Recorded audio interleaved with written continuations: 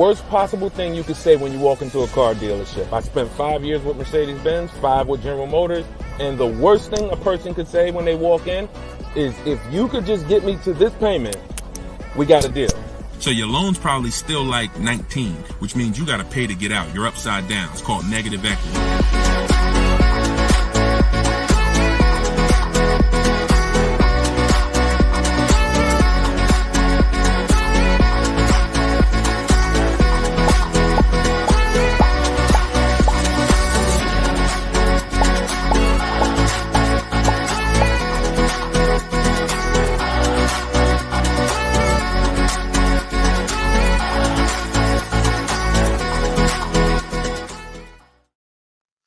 Welcome everybody to Car Shopping Questions and Answers, episode 13. I am your host, Deshone the Auto Advisor. Today is our Thursday, 12 p.m. live stream, and we're live on 4 platforms. For those of you who don't know me, I'd like to ask you, if this is your first time on a stream with us, could you type the number 1?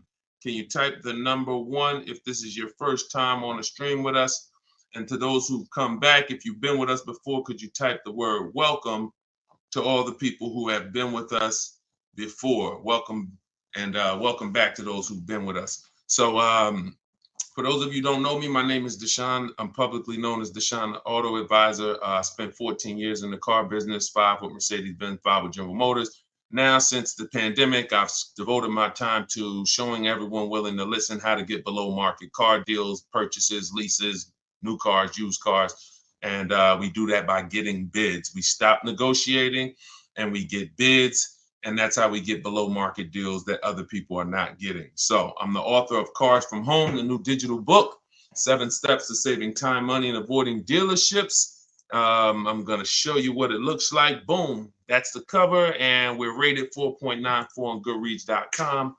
You can get yours for 75% off for the next 30 minutes. You'll see when you visit my TikTok bio or my Instagram bio or the link in the comment section that we have for you on YouTube and Facebook that there's a timer. The book is normally $97, but you can get your copy for $24 as long as you get there before the 30 minutes is up. So I would suggest you get it and come back and join the broadcast. So my man Dolan is moderating in the background. You guys can start typing your questions and we will start to answer them one by one. We'll be on for about an hour and we'll try to get through as many questions as we can in that time. All right, Dolan, once you have the first one, feel free to throw it up. That's what we're doing. Okay, and shout out to y'all on TikTok. Could y'all tap the screen if you're gonna spend a little time with us? Run those likes up like y'all always do. I appreciate you. And if you're on Facebook or YouTube, if you could hit the like button, it means a lot. It tells the algorithm we're talking big money over here, and they'll send more people who need this. This one's from Instagram. When buying used, is it wise to buy from a small lot? I'll take listen, as long as you've screened it down. When you screen down your used cars, first of all, when we're shopping for used cars, you want to be on every marketplace. You want to be on every marketplace that has used cars. I always compare this to like buying a TV. If you were buying a TV, you're not going to just go to Amazon. You're going to go to Walmart.com. You're going to go to Best Buy. So we want to be everywhere there's a car. And now, once you do that, and those sites we use, this is called my multiple marketplace strategy. We use Carfax.com, CarMax.com, Carvana. Don't get any ideas, because even if they're overpriced 90% of the time, they still may be the best deal 10% of the time. Most times CarMax is overpriced. Most times Carvana is overpriced, but that's not all the time. I always say Best Buy is usually overpriced for electronics, but every now and then they have the best price. So if you're not looking at them, you miss opportunities. So we use CarMax, Carvana, Driveway, Carfax.com, Cars.com, Auto Trader, Car Gurus, and eBay Motors. We're looking at all of those marketplaces, and then we're going to narrow it down. So once we narrow it down, first thing we're narrowing it down on is title history. We don't want frame damage cars, salvage title cars, flooded cars. Title has to be right. Based on Carfax, you can use auto check, but the only reason I don't like using auto check is because we need the service records. And service records is what's the important part when you're narrowing down. You need service record that shows on Carfax. And the last thing we let narrow it down based on is accident history. Some people do no accidents. Some people say, listen, there's different accidents on the Carfax. Let's talk about that for a quick second. You'll see minor accident. You'll see accident, vehicle was drivable. Good sign. That means it could have been a fender bender. They drove away. Then you might see vehicle towed. Red flag for me. You might see airbags deployed. Red flag. So whenever you see vehicle towed, just know that was a serious accident enough to where the vehicle couldn't drive away from it. So that's what we narrow it down to. Now, when I'm narrowing this down, I'm not looking at who has the car yet. It could be a small lot. It could be a major franchise. Doesn't matter. Okay. If y'all gonna spend some time with us on TikTok, can y'all tap the screen every couple minutes and keep running those likes up? Appreciate y'all. Shout out to the new people. And if this is your first time on a broadcast, type the number 1. Type the number 1. Yeah, we live, Skinner. All right. If you don't see the banner above me, that means we're live. Whenever you guys see the banner, that means you're watching one of the replays, because we replay and rebroadcast these shows all day long so that everybody can see them. When you can't finish them, you're at work, you want to tell your friends, family about them, they can catch them pretty much any time of the day on all our platforms. But whenever you don't see the banner, which tells you when we're live, then we are live. All right.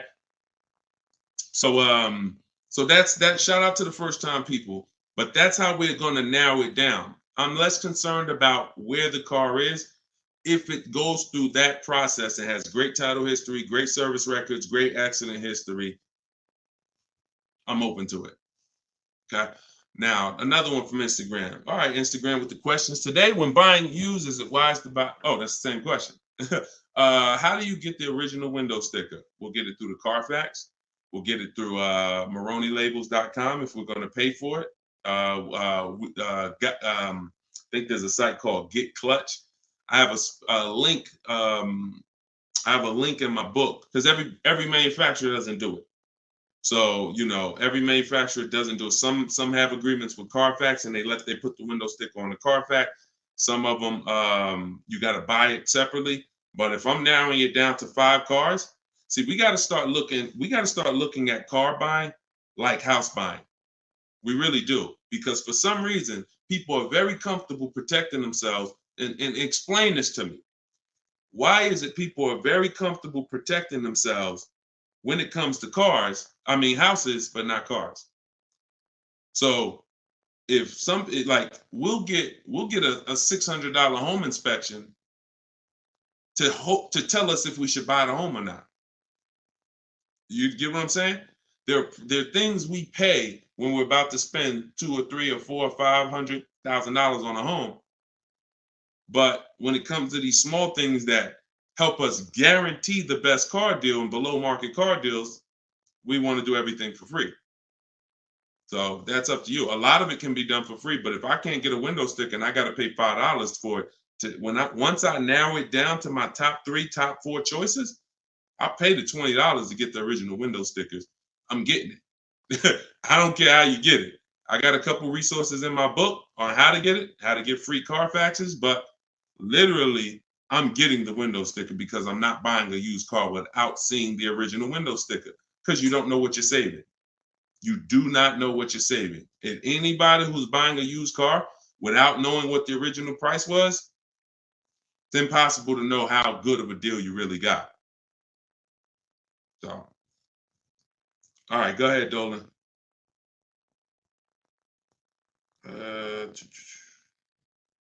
This one's from TikTok. How do you sell a lease car without the title? The same way I explained it. You don't need a title to sell any car. Who was taught you needed a title to sell a car? Type me in the comments, because this is a big one. There are people who not even leasing. There are people who have cars right now. You have a loan on it. And I used to get people who would walk in the dealership and they look at the new model, the most recent one, and they'd be like, Deshone, is that the whatever, 2019, 2020? I'm like, yeah, these just came out. Okay, I got 3 payments left. As soon as I make my last payment, I'm coming to get that one. I want to talk to you about that one. What's the reason? Why are you waiting? Other than you thought you had to have the title in your hand. It's not the way it works. You go, you sell the car, there's, you write up a purchase order, whatever the bank is that you owe, the person pays off the bank, and then the title, once the bank is paid for, the title goes to the person who bought the car with the new ownership documents.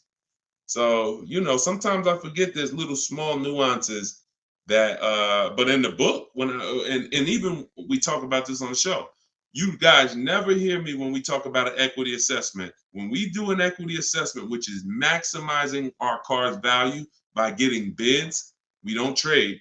You never hear me say, those of you who don't have your title, you can't do the equity assessment, right? So I'm just assuming that if you just follow these steps, you'll see, even if you thought you couldn't sell your car while you still had a loan on it, you'll see, well, he didn't mention I need the title, so I guess I can go ahead and sell it. Yes, you can. So, you do at least the same way. I owe 15 on my car. Buyer offers me 19, pays the 19, pays off the 15 directly, sends 15 to the bank. And example, let me give you a real life example instead of a story. When I went in, after I sold my Jeep, that was back when the pre-owned car market was very hot, once in a lifetime market. And I went in and I owed my payoff was whatever my payoff was. I went in. They made the highest offer. That's why I was there. I got all these bids. CarMax made me the highest offer at the time. I went in. They paid $20-something thousand or whatever my payoff was, and they gave me a check for $8,900. So it's the net amount. So whatever the offer is, the amount you owe the bank gets paid off, and the surplus gets paid to you. That's the equity assessment. And for those of you who don't owe any money on your car, all the money goes to you. But yeah, I mean, I don't know where we picked that up at. I don't even know where the origination of that one, quite honestly, how I do know where some things originate, but I don't know how we got to we had to have the title in our hand before we could sell our car. So yeah, let me, you don't need it. Go ahead, Dolan. And for those of you who are not familiar with the equity assessment process, I'm sure we're going to talk about it on this show because it becomes a pretty common question. So, we'll get to that, I'm sure. Go ahead. Jay, what's up? This is from YouTube. How do I go about getting pre-approval with good credit? I know the car I want. Then we don't really get pre-approvals. And I'm going to tell you why. Pre-approvals, first of all, there's something called restricted pre-approvals that we want to stay away from. See, all of this became, look, every time the public does something, the car business responds to it. And they usually respond with stuff that's garbage because they're trying to capture you and take away your ability to shop. So what ends up happening is the buzzword for the last 3 years probably has been pre-approved, get pre-approved, right? Right? That's been pretty much a hot topic. So the banks just decide what we're going to do is start marketing that we'll pre-approve you. But there's 2 ways they're pre-approving you, and they're both trash. One is we'll pre-approve you to shop with our dealer group. It's Capital One, our dealer network, Drive Time, Carvana. You're pre-approved, but you can only shop here. Well, you're going to hurt yourself because what they're trying to sell you on is this variety. And understand something. Variety doesn't drive down prices. Now we're getting ready to get deep. Hopefully y'all can follow this. It's early. Hopefully you have some coffee and your mind is clear. This is serious financial conversation, but it's simple. If you walk into the Doritos factory and all they have is Doritos, there's no incentive for them to not make them all $7 a bag because it's all Doritos. You got a bunch of variety. You could have 100 flavors. You're in the Dorito factory, but you're not going to get great prices because there's no competition. So whenever you see Carvana says we have 50,000 cars to choose from, variety.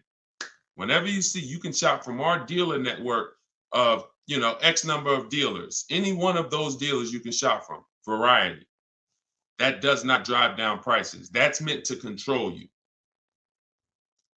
Think about the Dorito factory. You're walking around CarMax, oh, you got lots of cars here, but you're still in the Dorito factory.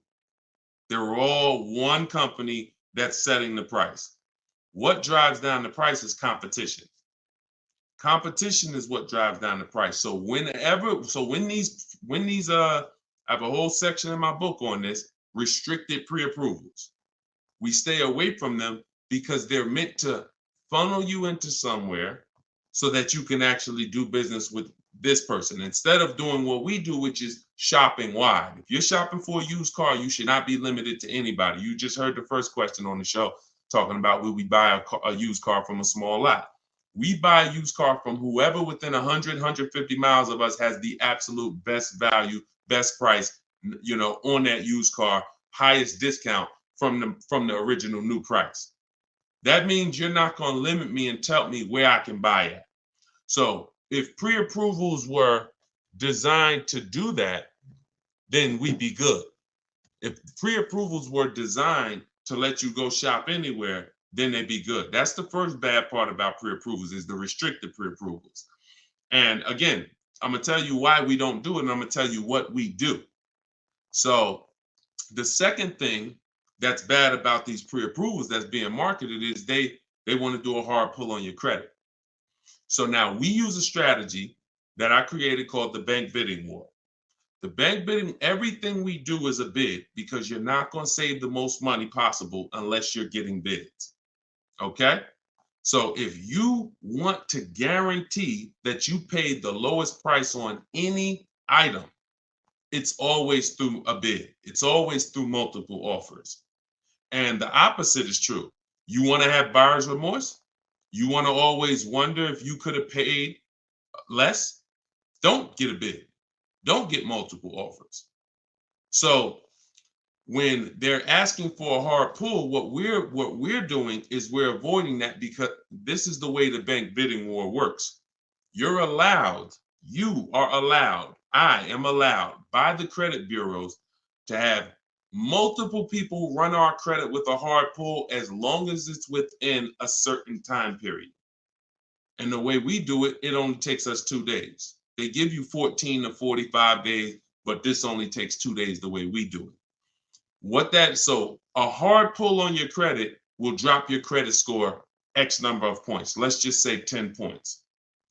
Now, if you do the bank bidding war correctly, you could have 20 hard credit pulls on your credit and it drops your credit score the same 10 points because this is called rate shopping, not car shopping. And many people get this wrong. Many people get this wrong because you got to come out of you cannot open up the rate window first by letting anyone access your credit with a hard pull. First of all, again, we don't want to rush when we shop. We don't want to rush when we shop. So if somebody gives you a pre-approval and they say, okay, you literally, now you did a hard credit pull, now go find your car, and then you only have 30 days before that pre-approval expires, what's going to happen? If you know the bank only gave you 30 days, now what are you trying to do? You're rushing yourself, right? You trying to find a car, day 28, you starting to feel a little desperate, right? That's not what we want. That's what the banks want. That's what the dealers want. That's not what we want. So now that's why we do not let anyone access our credit with a hard pull until after we find our car. So once we find the dealer that wins the bid, and if some of you are new to the show, you're like, Deshone, what's all this stuff you're talking about bids? It's called saving money. Okay? Come into our world. Okay? Step out of the world that you've been in, which is negotiating to try to get money off with cars when you don't do that with any other item. No other item do you go in and say, yo, take all this money. You don't do that on Amazon. You don't do that with TVs. You don't do that at the grocery store. None of that. So you shop for cars the way you shop for nothing else. And that's what the people who are listening to me who are like, Deshone, I want to save all the money. You locked in. So if you that person, type locked in. If you're that person, if you like Deshone, forget everything else. I want to learn a new way. I'm done with this old way. Type locked in. So this is what you're doing. You are going to go get bids. get your offers on your new car or your used car or whatever you're shopping for. Once you find the one that is the best, now you're going to get the paperwork, a buyer's order, come home, and you're going to let these banks, credit unions, online lenders access your credit with a hard pull. And many of them need you to have a car before they'll even give you a loan term.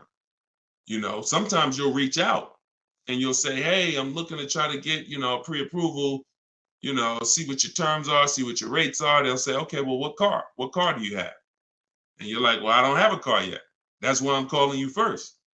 So we call them, we reach out to them when we have a car, and we're like, okay, this is what I'm looking for. I mean, this is what I have. I have it reserved. I left a deposit on it. I told the dealer I'm coming home to take care of my financing. I call them in 24 hours. Here's what I got. 2020 Mazda CX-5, 26,000 miles on it. Boom. What else do you need to know to give me a loan offer? So I'm doing this with 5 people from home. Then once that's done, I'm calling a dealer and saying, look, all right, this is the best offer I got. If you guys can beat it, you got the business. See, it's easy. If you're listening to me, you never got to lie. All of this stuff that people are teaching you, lying, hold back, we don't do that. Dealers enjoy the 20% of dealers that are the great dealers that have the best prices. They love doing business with us because they're competing to beat all their competition. We find them, and then we give them an opportunity to win our business. We don't say, oh, no, I'm not letting a dealer run my credit. That's bad strategy. Dealer has 7 to 10 banks that they give millions of dollars in loans to a month. Why would you not want a dealer to be seeing if they could beat your rate? The only problem is if you don't have a rate and you're letting the dealer be your first option, that's a problem. We don't do that. But that's the bank bidding war. So I haven't added it to my book yet, but when you get my book, you actually get the book, and I send you the bank bidding war blueprint. And for all of you who got the book, if you happen to have gotten my book before I came out with the bank bidding war, send us an email and we'll send you the bank bidding war, because I plan to add it to my book. I update the book. That's why I told you I made it a digital book, because I come up with new stuff, new websites come out, websites go out of business. I'm always updating the book. So with a digital book, I'm not charging you every time I update it. I just update the book and everyone gets it. So if you happen to have the book and you don't have the bank bidding war, definitely connect with us by email and we'll get you the bank bidding war, because I just released it within the last couple weeks. But yeah, that's the bank bidding war. And that's how you leave never asking. You should never be asking, what's a good rate right now? How much is too high of an interest rate? These are all questions you ask because you don't get bids. You don't know how to get bids. Once you start getting bids, you never ask these questions again. You'll leave knowing, man, I had like 15, 20 people competing for my rate. I know I got the best rate. That's the name of the game. All right, go ahead, Dolan. Shoot the next question up. We are live, y'all. This is our Thursday, 12 p.m. show. You're not watching the rebroadcast unless you see the banner up top, then you're watching it. But we're live right now. Okay, Donna from Instagram. How do you ensure the car seller makes a decent wage and gets a deal at the same time? God bless you. They make a decent wage if they win the bid and they sell you a car. It's too intricate for you to try to understand. No one's losing money here. This isn't a charity case. And so let me tell you something about me. I set up a system where people buy cars in 60 to 90 minutes. So I know a lot of you think that I'm all for the public, which I am, but I'm also for the 20% car dealers. So I had to set up a system where both people win. The 20%. 80% can't survive in the world we're going to create. 80% can't win because they're not going to compete. They're going to give you high prices. All good. That's great. But the 20%, what we didn't like is spending so much time with people who don't even know a deal, don't know, like you're questioning every single thing because you don't have enough information. That's why. So you're nervous, you're defensive, hard to help you. I'll be sitting down with somebody, I'm sitting down with a customer and I'm making them an offer with a deal, and my manager is hoping they don't take it. just because he doesn't want to sell the car for that cheap. But we're making them that offer, they're still questioning it because they don't have bids. So this created, this created nightmare situations for good car salespeople and horrible experiences for you. So with my system, you're online. The only time you're in a dealer is for 20 minutes to test drive the car. So when a person sells a car, if they're going to make a flat commission because they had to give away, there's something called a flat commission where you didn't make a lot of profit. I'd rather make it in 20 minutes. So the car salespeople who win our business love us. They love, all of these people that you see, and you guys know, I will share these people. I share everybody. Look, Tiffany, who used the book, she got $6,000 off of her Mazda just a couple days ago. That is, she didn't spend more than 20 minutes with the salesperson. I don't even know if that's the person she test drove the car with. It might not be. So this person who won her business literally is going to spend maybe 30 minutes with her total. So what? He's not making a huge commission. If he ends up making $150 flat, he'd rather, and I've asked car salespeople this over my years of educating the public on how to shop from home. I said, let me ask you a question. Would you rather, y'all being stingy with the likes on TikTok? Can we tap the screen if y'all spending time with us? Thank you. Can we tap the screen? Can we share? We ain't asking for money. We asking for just tap the screen if you're enjoying the show. All right. Listen, I'll be getting them. Thank y'all. Appreciate you running it up. So when you see that, I appreciate you wanting dealers to make money, but the best thing you could do if you really want good dealers to be okay is learn how to shop from home correctly so you can stop wasting people's time. So you can stop being with people for 2 hours, 3 hours, 6 hours that you don't buy a car from. That's really what I want you to do, because when you learn how to get cars in 60 minutes from home, car salespeople are going to love you. Because even if I didn't make a huge commission of $1,000 or $800 or $1,500 on this particular deal, that's okay. And $1,500 commissions are very rare. You had to make a lot of profit on the deal, 10 grand profit probably. Bring home 20%. Now you got to make probably 7 grand to 10 grand, profit, and people will make it. There are people who overpay. And so there's people who pay average prices and above average prices, but we don't pay either. So it's the time. I don't care if I make $150 with you if I only spent 30 minutes with you. And the only way you're doing that is shopping online. You're not doing that. I've tried. I think I was pretty quick. There were some people quicker than me, but I certainly tried to go into, and a customer knows what they want. Come on, man, Mr. Jones. I know what you want. We'll get this done very quickly. Hour and a half tops, 2 hours really tops, because you got the finance office. You got all this stuff that has to happen. We got to clean the car. So 2 hours is really, if on a quick deal. Most of them, 3, 4. How many hours you guys spend picking up your cars? Be honest. How many hours did you put into your last car purchase at the dealership? Throw some numbers out. Look, Lexi, baby, 4. Look, throw some numbers out. Okay, people don't what? We don't want to be honest. How many hours? Sometimes maybe I'll ask how many days did you put into your last car deal? Have me in there about an hour. That's quick. You must have did a lot before. Half the day, Thomas. That's more like it. Thank you. Thank you. Thank you to everyone willing to share. And I had to come back the next day still. Thank you. Okay. So yes, I talk a lot about money. Look, 6 hours. Poobie Bear on Instagram. 6 hours. 4 hours. So no one that you're seeing here, I'll run down the list. Boom. Not only are these people saving all the money. Look, $690 a month on Totes BMW. Greg, $527 a month, his $56,000 Kia truck. Look, Danielle, $550 a month for her Audi. Not only are they saving all the money, they're not in the dealer more than 30 minutes.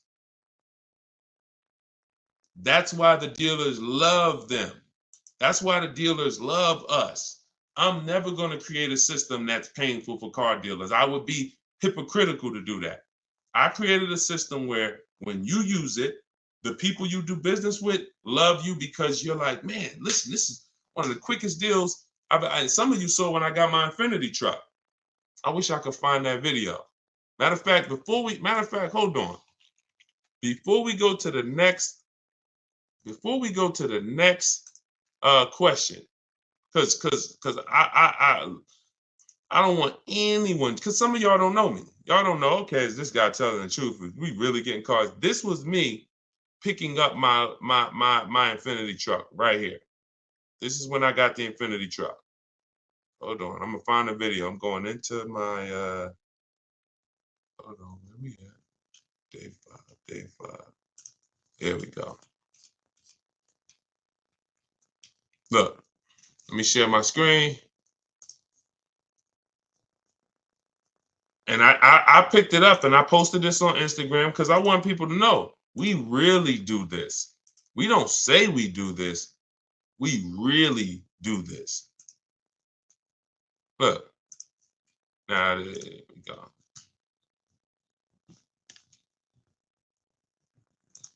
All right, skip that. Oh, here we go.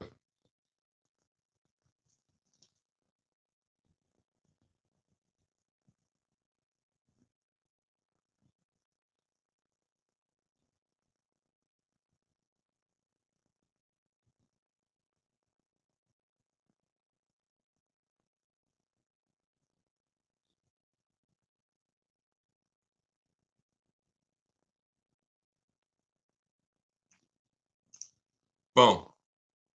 Do we understand? I know y'all can't see it on TikTok. You got to watch the rebroadcast because we're live on TikTok. We stream live from the device. Do you understand? This is not a game. This is not a game. If you when you learn that you've been conditioned to think that somehow spending time on my car deal means I saved all the money. No, it doesn't. No, it doesn't. Looking at multiple options, multiple offers while you sit at home, knowing how to screen those offers down so that you know you got the below market prices. Looking at 5 offers on new cars and leases minimum, 5 offers minimum because 80% of dealers are overpriced. This is what guarantees below market prices. You don't need to be in a dealer to get that. In fact, there's no way for you to get it in a dealer. I will be so bold to make the statement, and I'll just ask you, if you think you can get it, when you get your car, bet me $500 that I can't get a better price than you. That's what I'm saying. Bet me $500 when you get your car, any car you get, if you don't use what I'm teaching you, if you tell Deshone, all that stuff sounds good, getting bid, but I want to do it my way. Bet me $500 that I can't find a much, much better deal than you as soon as you get your car. I'm willing to put the money up because I know bids is what gets us these prices you guys see on the shows. Bids is what allows people to come in and save money. Okay? Did y'all see that? Could y'all hear that? Let me know, could y'all hear that when I was playing that? Were y'all able to hear that when I was playing it? Before I move on to the next question, before I have Dolan pulling the, why didn't y'all say something? See, we got too many people on here. We got too many people on here, y'all, for y'all to let me play an entire 1-minute video and not say you couldn't hear it.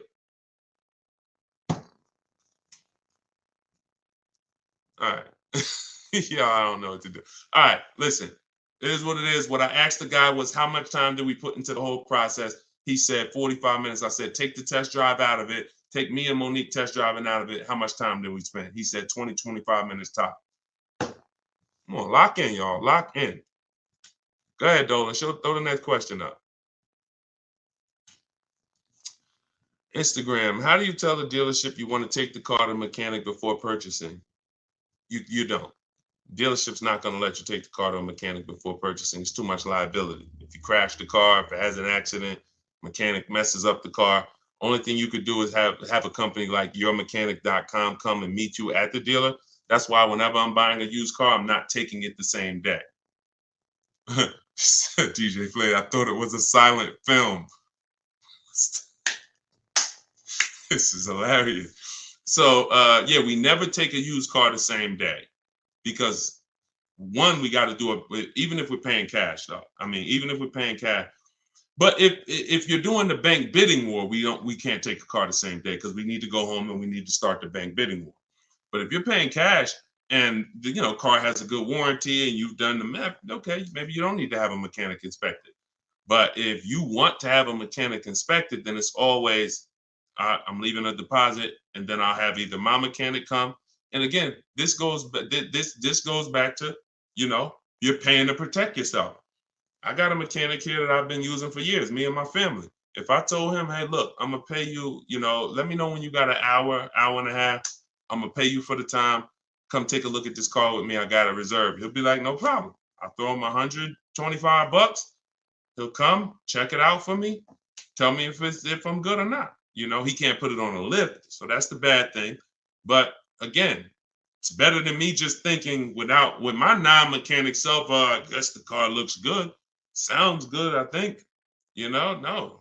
These are the things that we got to do if we want to protect ourselves. And understand, there's horror stories for a reason, y'all. Horror stories are very common.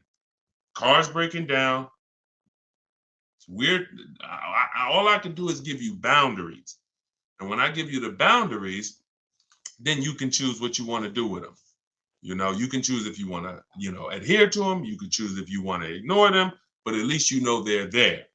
So yeah, I would always have, with no warranty on a car, I would always have my mechanic come out. And if you don't have a mechanic, then I pay a company like yourmechanic.com. I think they charge $100, $150 to come out, send one of their mechanics to inspect the car for you. I see it just like a home inspection. I don't see it any different. Any different. Go ahead, Dolan. Okay, I had a financial advisor tell me get rid of my car. I did. Oh, wait, I had this one's from Instagram.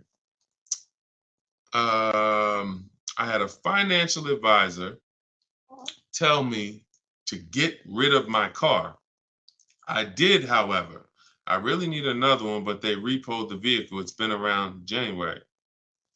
Okay, I'm trying to understand. So he told you get rid of your car,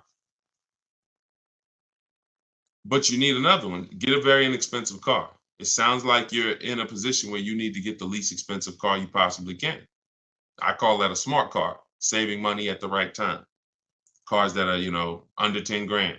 If you're trying to get a loan on it, that's what you would be trying to get.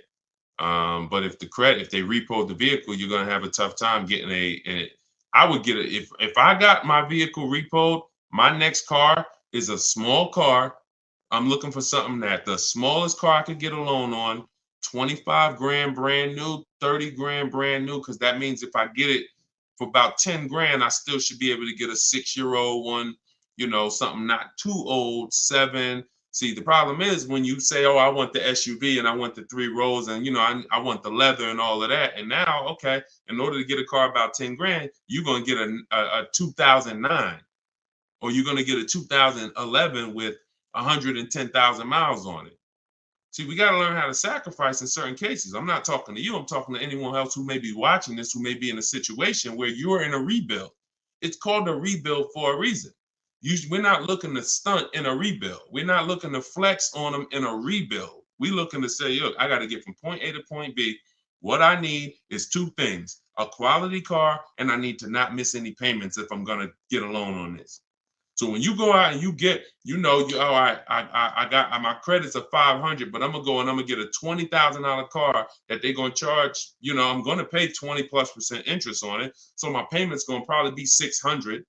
Now I'm paying 600 and the $20,000 car may not even be a quality car, may got 80,000, 90,000 miles on it. So now stuff starts breaking. I got my $600 payment and now, the car's in the shop, but I still owe my 600. Okay, here comes another repo. So this is disaster. I've seen this. This is a formula. I call this the repo recipe. So if you're in a rebuild, the name of the game is seeing, first of all, Am I a long-term person, 8+ years, or am I a short-term person, less than 8 years? Because if you're a short-term person, your goal is to lease. You may not know it yet, but some of the people who've been on this show, you understand the depreciation curve. This is where you lose all the money right here. Year 1, 2, 3, 4, 5, 6, you're losing all the money. Once you get to about year 7, 8, it starts to level out. Your vehicle's not losing that much value anymore. That's when you want to own it. That's when you've won. That's not when you want to replace it. You don't want to say, hey, this is people. Oh, Deshone, I got 6 years of payments. Oh, I just paid the car off. Right when it was going to start leveling out depreciation wise. Oh, I'm going to get rid of it now. Lost all that money in depreciation. Now I'm going to get rid of it. So you need to know, if you're not an 8-year, 9-year, 10-year person, then you shouldn't be buying cars. You should be shopping for great lease deals.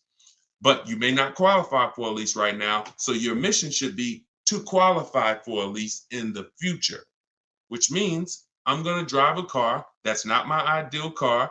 I'm going to drive a car I may not even like, but it's going to be reliable and it's going to be affordable. Reliable and affordable. And I'm going to drive that for 2 years, make every payment on time, and then I'm going to switch into another car, brand new lease. Or if I'm purchasing, because I'm a long-term person, I'll switch and I'll if you're purchasing, if you're a long-term person, you could get a car now, pay a higher interest rate, and refinance later. That's why you need to know who you are. But if you're a long-term person, 8+ year person, you could get a great car, reliable, and then refinance the loan. But you got to know who you are, because it's I see tons of people all around this country in here who are not in a position where their credit is good, but you have not come up with a goal and understood leasing. So what you're going to end up doing is financing a very expensive car, 20, 30 grand, and you're going to end up with a lot of negative equity. And every time you go to change your cars every 3, 4, 5 years, you're wondering why you have all this negative baggage and why your payments keep getting higher, your cars keep getting lower in quality. And that there's a reason for that. That's the reason. I just explained to you the reason. It's like a snowball that you're rolling that's against you, versus what I'm telling you to do is to have a plan so that you know, all right, I can't qualify for a lease right now, but in 2 years I will. So I'm gonna make sure I'm not gonna do anything right now that's gonna mess up my chances of getting a lease in 2 years. And if I'm not a lease person and I'm keeping this car 8 years, then I gotta get a great car and I'm gonna pay higher interest. But when the interest rates come down, when I fix my credit in a year or two, I'm gonna refinance. 2 different people, but you must know who you are. We clear? We clear on that? Type clear if y'all clear on that. Okay? All right, go ahead, Dolan. Shoot the next one up. What are the benefits, if any, of buying an electric or a hybrid vehicle? You need to know that. I mean, it's different for different people. Environment, some people, depends. That's a personal thing. A lot of people think that electric cars, I remember when I worked for Mercedes, we thought hybrids were good for people who drove a lot. So I was uneducated on hybrids.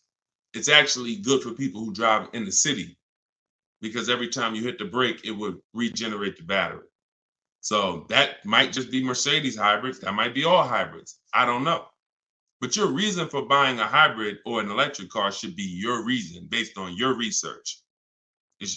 And so plenty of people, most people are not buying electric cars. Some people are. Some people buy hybrids.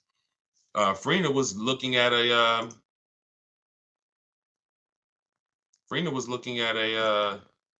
Jeep Grand Cherokee, and she was looking at a Jeep Grand Cherokee gas version.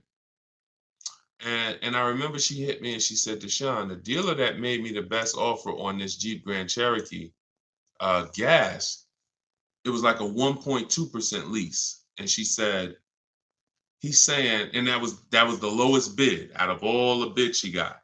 1.2% lease. And she said, but he's saying he might have he's saying he could do a better deal on this other one, which is a hybrid. And she said, what do you think? Because she's in a private group. Everybody who wants to know about, my private group, you want to attend my free masterclass, it's in the comment section. You can attend my free masterclass. It's an hour long. It's called Everything You're Doing Wrong, Buying, Selling, and Leasing Cars. And it's in my TikTok or Instagram bio. You can go and you can attend the masterclass if you want to find out more about my private group and my coaching program. But she said, so do you think I should just like have him like rework the deal? I said, look, if you're going to switch cars, pay attention, y'all, this is very important. Even though he won the bid on the gas version, you want to make sure you rerun the bids on that car. She said, okay, because she said, based on what he's telling me, he could get me to like 1% on the gas, on the hybrid one. I said, okay, run the bids. She hit me 24 hours later. She said, you're not going to believe this. Lowest offer I got on the hybrid version is 0.88. Showing the deal right now. That was $579 a month. $66,000 truck. $579 a month. No money out of pocket. So if you don't rework the deal, what question was I answering that I got on that? What question was I just answering? Oh, there we go. Thank you. Thanks, Dolan. My man Dolan coming through for me. So she didn't have a preference necessarily of hybrid. That opportunity presented itself. All hybrids don't have incredible programs. So I think you make the decision, Natalie, on what you want, and then you shop the offers on that car. That's it. It's so many cars out here, y'all. It's hundreds of cars to choose from. Pick the one that you like, get the offers on them. Like, and spend your time shopping. If you're getting a new car or a lease, you should be out test driving. This is the fun part. Eventually getting bids, that'll be fun for y'all because you'll be in control. But, for your first time, you're still going to be a little nervous. But the fun part is really getting in the car and going and test driving. All right. And going to another dealer, test driving. You're about to make a $40,000, $50,000 decision. Some of you more, some of you $80,000. You're buying luxury cars, $100,000 decision. Take a day and go and drive these products that they're spending millions of dollars on, hoping you would at least come test drive. I've had people that's like, oh, I want the Honda Pilot. Oh no, the girl said, I want the new Honda CR-V hybrid. I like the look. I said, did you drive it? Nah, but that's what I got my eye on. I said, go drive it. Once she went and drove, that's why we have a whole step in our process for this called shopping, not buying. She went and drove it. She said, yo, you know what's crazy? I like the look, but I ain't like the way it drove. I said, that's why it's important. Imagine if you would have did your whole deal online, got the thing delivered. Now in 3 months, you're sitting here like, you know what? I don't really like this. So don't discount your shopping experience, especially because using it our way, you only did 20 minutes. Don't talk numbers. Keep that rule in mind. That's in my book. Those of you who have my book know this. We don't talk numbers. Those of you who are like, what book are you talking about, Deshone? My new digital book, Cars from Home, 7 Steps to Saving Time, Money, and Avoiding Dealerships. That's where I'm teaching out of. Everything on this show is what I'm teaching out of that book. And you can get your copy for 75% off. It's normally $97. You'll get it for $24 in my TikTok bio, as long as you get there before the 30 minutes expires. Also in my Instagram bio, click that website, and then on Facebook and YouTube in the comment section. And if you happen to be watching us on TV, you can scan this QR code right here with your mobile phone and get yours for 75% off. All right. And now you have everything I teach in one blueprint in one spot. Okay, Renico from YouTube. 1 year into my Kia Soul lease, this was not the car I wanted. I want to trade the Soul in for a 2022 Kia Sorento. Is it possible, or should I wait for another year to lease the Sorento? Listen, great question. Perfect example of what I just said of why we don't discount the shopping process from now on. So you can't break a contract. The only way you can get out of the lease is if you can sell it. So you do the equity assessment. Now follow this. You're going to call your bank, call your leasing company. You're going to get the payoff. And then you're going to ask do I have a third-party restriction? Those are the two questions. Payoff, do I have a third-party restriction? Then go on the 6 sites, get your bids. Carvana, Kelly's Blue Book Instant Cash Offer, CarMax, AutoNation, Sell My Car, Car Guru, Sell My Car, Driveway.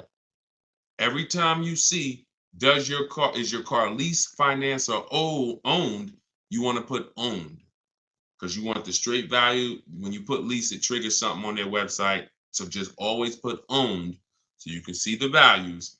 If you have a third-party restriction, you're going to have to sell to a Kia dealership. If you don't have a third-party restriction, you can sell to the highest bidder, provided you have equity. So if you see that, your payoff is 18 and the offers are 20, then you can get out.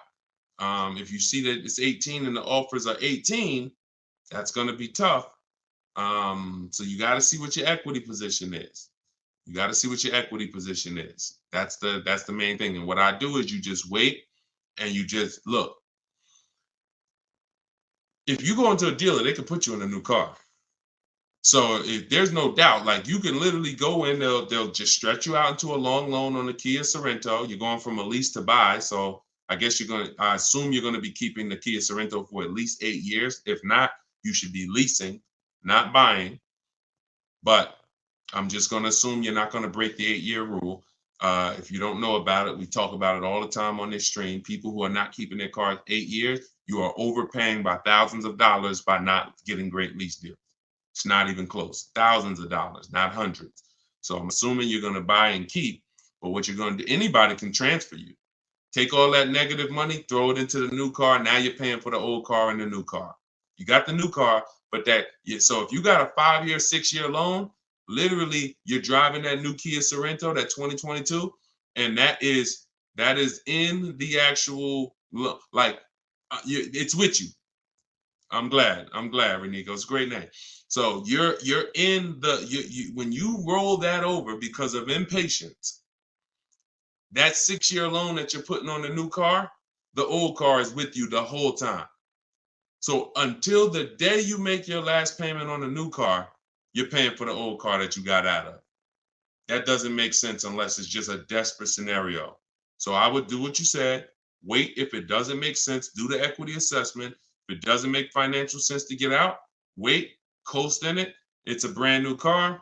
Listen, be ashamed if you had to drive around in a brand new car for the next couple of years. So just, but use it as a learning lesson to make sure next time you shop the way, you shop in a way that protects you from having to go through this again, because this is not what it should be. Okay. And it's not meant for you to replace a car this fast. It's expensive to do. There's penalties in doing this because the depreciation of a car is just too deep. It's just you lose 20% the first year. Doesn't matter whether you leased it, bought it, does not matter. So when you go and try to replace it, you're dealing with deep depreciation of what you got. And now you're like, oh, well, I'm tired of it. See, people who never do this are cash buyers. If you pay cash for cars, those are the only people that clearly understand this. If you are in pain, I have to work to help you understand this if you don't pay cash for cars. Because if you pay cash for a $30,000 car and then you said, you know what, I'm tired of it. Nah, this wasn't the car I wanted. And you brought it back to the dealer and they said, okay, well, look, I know you only had the car 3 months, but we can only give you 25 for it. You're like, wait, I only had it 3. Yeah, it's a used car. It's been titled. You're not going to take that deal, right? No one's going to pay 30 grand, turn around and take 25 in 3 months. So, but what when you are getting payments and loans, it doesn't change. It's still, you paid 30, they're giving you 25, but they're financing it. So that loss of the 5 grand, it's hidden in the monthly payment. That's why it's all about, what do you want your payment to be? What do you want your payment to be? What do you want your payment to be? Because once you see that you're losing a ton of money in a short period of time, you wouldn't do this. So it's hard for people with payments to understand. That's why I have to make it clear for you. The depreciation doesn't lie. The unseen expense doesn't lie. So we don't want to replace cars in a year or 2 years. It's just not made for that. All right, but run the equity assessment, Renico, and see if that works out and see if by chance you could break even and get out early. Okay? Go ahead, Dolan, shoot the next one up.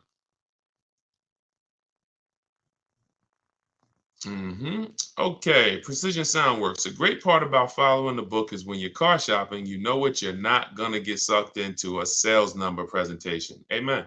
Just drive and say, I'll hit you up when I'm ready. Amen. I'm glad, and I'm so glad to hear you saying this, Precision Works, because I'm trying to teach people, all I can teach people is our world is different. And the world that they're in is painful. It's painful. But when you understand that you can be in control, when you stop talking numbers in the dealership, when you have the right online strategies, you're going to the website, you're getting bids, you know how to look at used cars, you're narrowing these things down the way I'm teaching you. Listen, there's not much that's in my book that I haven't talked about on these streams. There's not much that's in my book that I haven't talked about in my videos. The difference is it's step by step. So when you hear somebody who asks me about a used car, and then somebody asks me about a lease, and then somebody asks me about paying cash, and then someone asks me about, hey, how do I get the best loan? This is all different types of people. So you might be like, oh, this question is not for me. That question is not for me. So you have to piece it together. And if you can, God bless you. We're not holding back. But for those who are like, Deshone, I just want the step by step, no interruptions in the process, no confusion. That's my book. So I'm glad you're enjoying it, Precision Work. Make sure you send me your deal so I can bring it onto the show whenever you get a car. All right, go ahead, Dolan. Okay, Marisol, YouTube. I'm looking to buy a 2025 model car. Am I able to negotiate the MSRP price? If so, how low should I start? 5% off. So you're new to the 80-20 philosophy. 80% of dealers are overpriced. So I'm saying this based on the fact that, you know, I have 1,600 people I've worked with in my coaching program, in my video course, and then I have probably 5,000 to 6,000 people that have gotten my book. So I have people from all around the country since 2021 sending me the deals they get, reporting me the deals, offers. So whenever you see, look, somebody like Greg, he said, offers the range. Hold on, no, it was Charles. Whenever we see the range 1.2 to 1.66, I always tell people, if you don't see a $3,000 to $5,000 difference between your offers, you didn't do it right. Because we get at least 5 offers because 4 are overpriced. So which means, and you don't know how bad they're overpriced. They could be $100 a month overpriced. They could be thousands, if they could be $3,000 overpriced, $5,000 overpriced. If you have some of these vehicles where they're marking them up, $5,000, $10,000 over sticker, they could be $7,000, $10,000 overpriced. You don't know. You just know. We know 4 out of 5 are overpriced. That's the numbers. So if you are by chance going in and thinking, I'm going to negotiate based on any made up number in my head, you're going to lose because you just don't know what the bottom is. You don't know what the bottom is. Feeling for the bottom is a bad way to go because you're never content. You always question, was that really the bottom? You think we could have did better? And you have no price assurance, which means if I said, listen, Marisol, you just got your vehicle, bet me $500 that I can't find a better priced vehicle in 48 hours. You wouldn't take the bet. No price assurance. So what I want you to do is just scrap that whole strategy. And I want you to focus on driving the car, make sure you like it. Once you decide you like it, we're going to get 5 offers. You could do this your way by calling. You want to talk to sales managers, ask them, hey, I need 5 offers because 4 are going to be overpriced. That's just it. 80% of dealers are overpriced. 80% of dealers sell for all the money they possibly can. 80% of dealers don't want to compete with their competition. 80% of dealers are not going to go below a certain price. That's them. 20% is who we focus on. The 20% of dealers that want to compete, 20% of dealers that beat all their competition, 20% of dealers that save us all the money. And there is no way for me to tell you what that number is going to be because it's vehicle specific. When you get bids, look at Sean. I use Sean for an example. Sean got a $20,000 discount on his F-150 Lightning. That was his best deal. Over 20, look, $73,000. And you see, he revealed, he didn't know it was a $15,500 rebate, but the dealer, the 20% dealer that made him this offer, told him that. He didn't see that from all dealers he got offers from. Every dealer is not going to tell you all the rebates or if there's a rebate. He got another $4,900 from the winning dealer, and that was the deal. Kimberly saved $20,000 from her Maserati. Look, $86,000. The selling price was $66,261. That's 20 grand. Now, in the case of Eddie got a new Toyota Camry hybrid. He got bids, all the bells and whistles. He said, I was able to get everything I wanted plus more, $2,086.83 under MSRP. That was his best bid from reaching out to multiple Toyota dealers. $2,086 under MSRP. It depends. It changes. You don't know. And you can't take one big discount and say, Sean's not going to say, well, because I saved 20 grand on my F-150, when I go to shop for my Mazda CX-5, I'm expecting 20 grand. No, I'm going to shop the market, get bids, and I'll reveal what is the below market offer for a Mazda CX-5. In the case of his Ford, the below market offer was 20 grand off. In the case of Kimberly's Maserati, the below market deal was 20 grand off. But if we went in thinking these numbers are making up and saying, you know what, I'm going to try to get 5% under MSRP, we're losing. So scrap that whole strategy. Use mine. Or you could try to do it your way. Either way, 5 offers. Without 5 offers, you're not saving all the money and you will have no price assurance.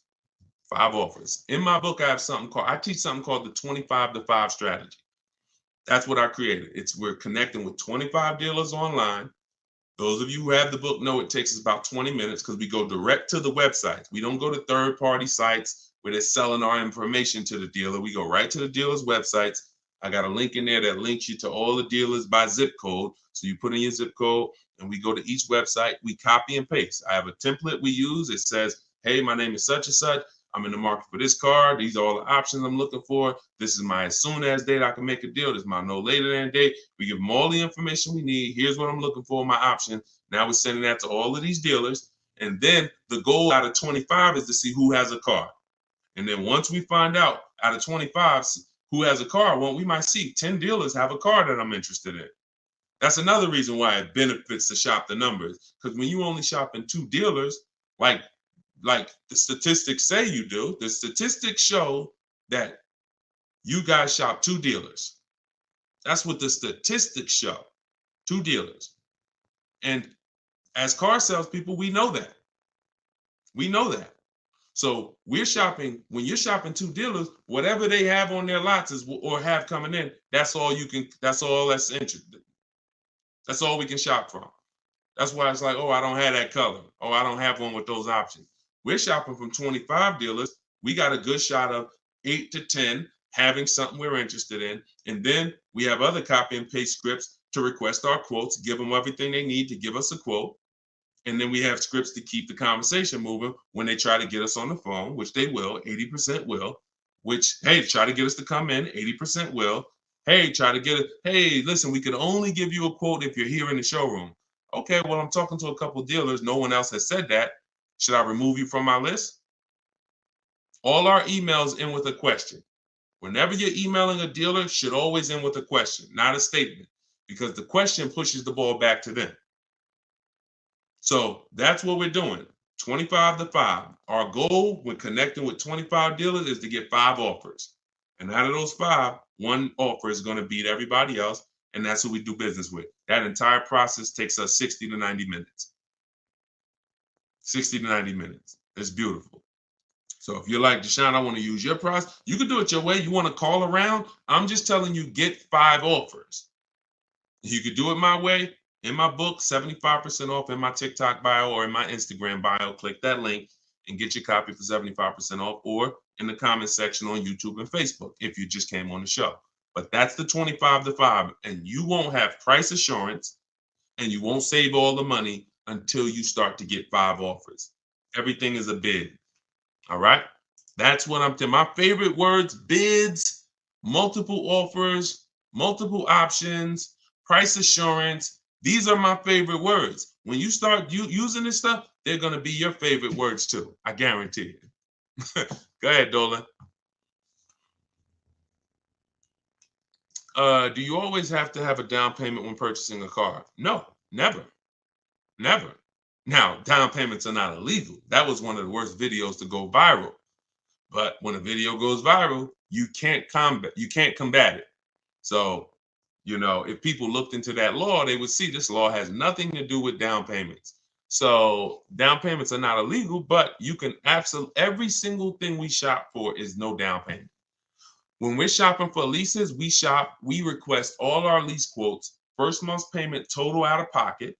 We don't, you guys, some of you know who's been on the stream, I don't even like you using the words down payment. We use total out of pocket, total due at signing, not down payment.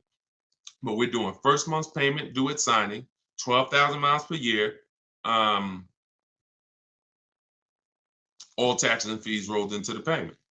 That's how we request our lease quotes. Now, we have high mileage drivers who do high mileage leases, 20, 25, 30,000 miles a year, but you always adjust it after you found the best dealer.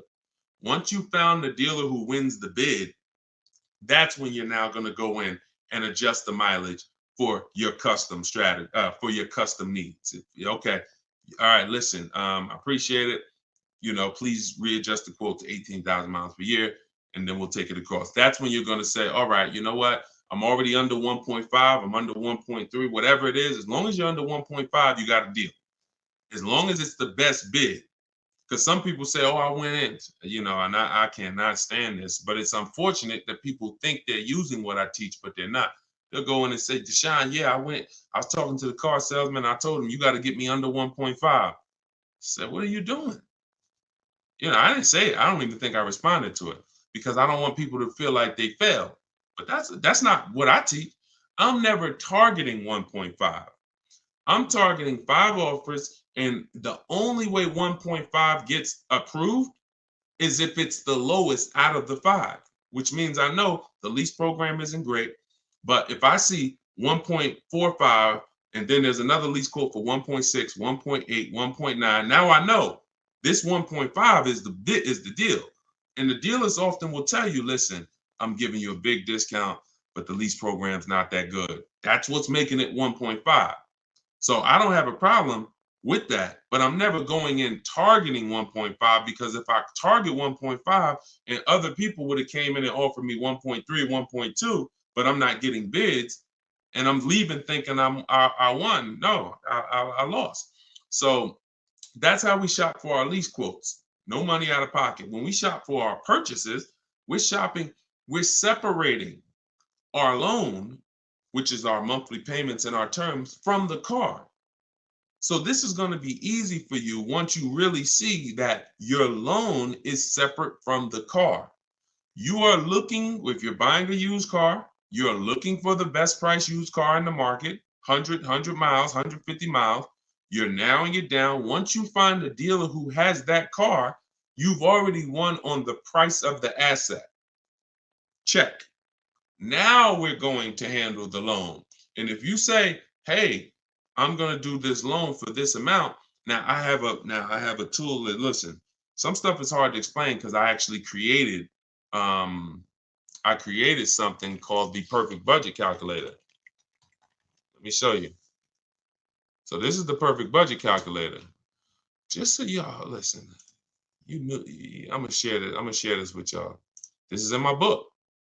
And just so you know, the only reason that I can't explain this stuff, because how can I explain technology that I created? So this is the perfect budget calculator. This is what it does. This is how we're able to shop with no money down. We enter the equity that we may have from our old vehicle. Let's say we're selling our old vehicle. All right. Or let's say we don't have an old vehicle. Put 0 there. Now we enter max down payment. Now this is a comfortable amount. This might be like, because this is how it usually happens. You know what?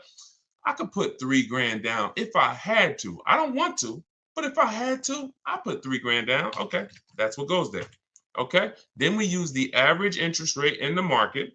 For the sakes of this purpose, let's use 7.99. Interest rates are high right now. Then we enter comfortable monthly payment. Comfortable monthly payment, $450 a month. Now we enter our state so we can calculate the taxes and calculate budget goals. And it asks, okay, what's your comfortable monthly payment for 60 months? Let's say we do the same thing. All right. And then it gives you goals, gives you 6 goals. This is your max vehicle purchase price right here. See, there's never been anything like this. This is why you go in saying, I don't want to spend more than $450. You end up spending $600. This is why you go in saying, you know what, I'm gonna spend 30 grand on a car. You end up spending 32, 33 because you forgot about the taxes and the fees. We never shop with our max in mind. So this becomes our first goal. Our first goal gets us to our car, no equity, no down payment. Our second goal gets us to our with a 5-year loan. Now, our second goal gets us to, if we get a car in this price, we can do a 6-year loan, no equity, no down payment. So this is where you need to be right here if you want to do no down payment. This is where you want to be. So you need to know, based on where you want to be payment-wise, and whether you're taking a 5 or 6-year loan, how much car can I afford? That includes the taxes and the fees.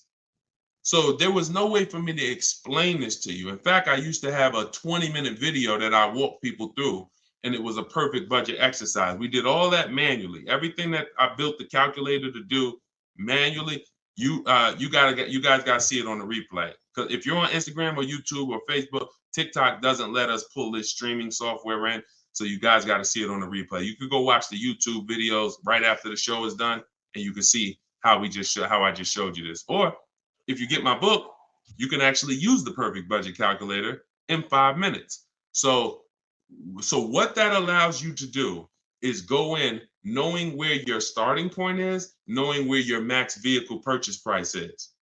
That's how people go over budget all the time. Going in, all you have in mind is math. Oh, I don't want to be no more than $450 a month. $450 a month. That's all you're thinking about. Or if the bank tells you, okay, you're pre-approved for $30,000. What does that actually mean? Okay, great. I'm pre-approved for $30,000. What does that mean? 5-year loan, 6-year loan? What about my payment? My payment, I don't want it to be more than this. Plus, I got $2,000 I could put down. How does that factor in? So when you get to the max monthly payment, when you get to goal 6, using the perfect budget calculator, you are using 6-year loan, your max loan, and your down payment, but you're still under budget. So anything below that, you gotta there's no easy way for me to explain it to you. That's why I had to create a software that actually does it for you. But you need to know, in order to get a car with no down payment that you're purchasing, not leasing, because I gave you how we shop for them with leases, but that I'm purchasing, I need to know how much car can I afford based on the taxes and fees that I'm going to pay for a car, taxes for my state. Figure we estimate $1,000 for a documentation fee in motor vehicles. That has to be factored in. And then a 5 or 6-year loan, all of this stuff. So, yeah. So we got a lot of calculators. Because it was just a lot of stuff that I'm a math person. And so I can explain stuff to a math person. I can try to make things simple, and I try my best to make these numbers simple.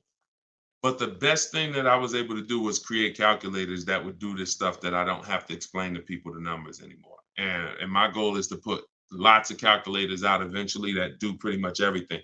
Like people are over mileage on their lease. You got to see, should I end the lease early and take the mileage penalty now, or take the payment penalty? Should I go to distance? And there's so many financial calculations in cars that thank God I've been blessed to understand that I can't explain to you. So I had to build a software that you punch your situation in, and then it tells you everything.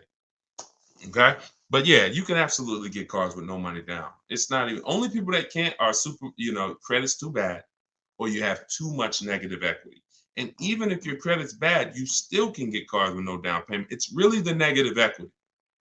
The negative equity from your old car is really what prevents most people from doing no money down deals, because the bank is only going to approve 15, 20, 25% above the purchase price of the car.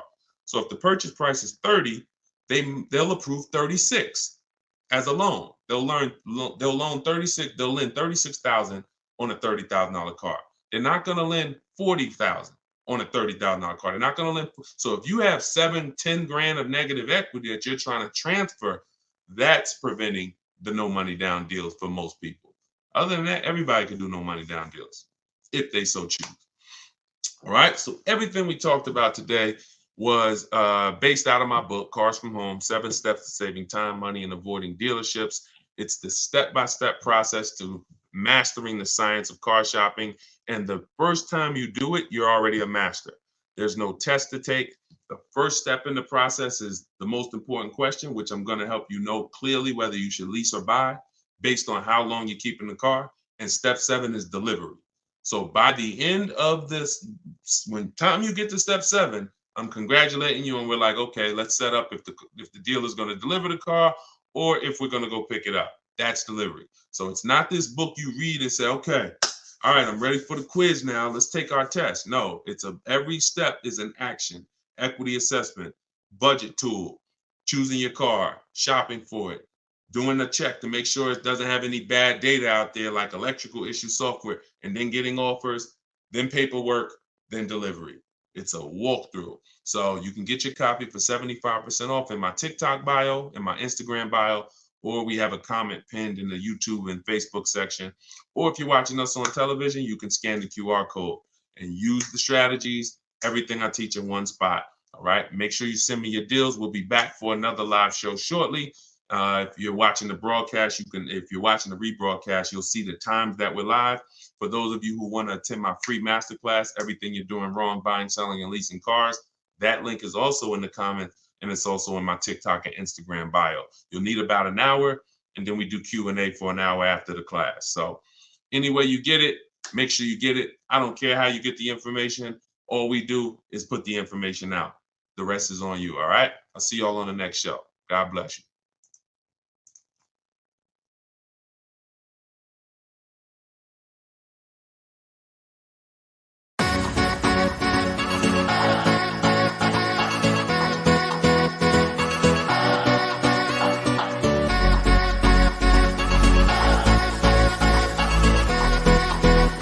The worst possible thing you could say when you walk into a car dealership. I spent 5 years with Mercedes-Benz, 5 with General Motors, and the worst thing a person could say when they walk in is, if you could just get me to this payment, we got a deal.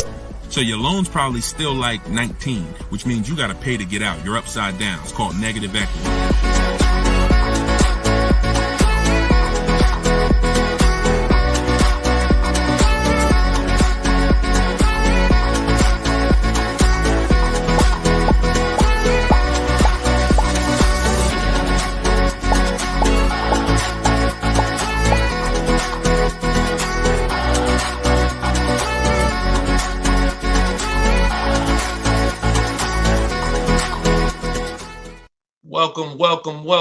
Welcome to Car Shopping Questions and Answers, episode 14. I am your host, Deshone the Auto Advisor.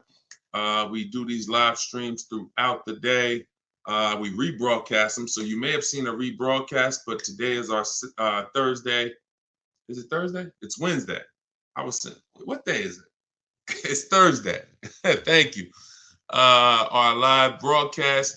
And we do rapid fire Q&A. We are streaming on 4 platforms: TikTok, Instagram, YouTube, and Facebook. So you guys can start taking your questions. Yeah, I see you. I see you, real Zubir. I see you. We're live right now. And whenever you guys don't see the replay banner, that means you're watching a live show. So we do replay these broadcasts all throughout the day so that, if you can't watch them all, you can tell your friends, your family. But whenever you don't see the live replay banner, that means we're live. So you guys can start typing your questions, and we'll be pulling them in from all 4 platforms. So just go to Deshone'sBook.com, Mr. Silver. I see you on TikTok. The people with the TikTok browser were having a problem getting the book, but some people said they were able to get it on TikTok. So just try typing Deshone'sBook.com into a browser, and you should be able to access it. So as you come in, start typing your questions, and we'll start getting to them. For those of you, if this is your first time ever on a live car Q&A with us, can you type the number 1? We always like to know who's the first time person, first time ever on a car shopping Q&A with us. Type the number 1. And if you have been here before, then I want you to send a, I want you to type welcome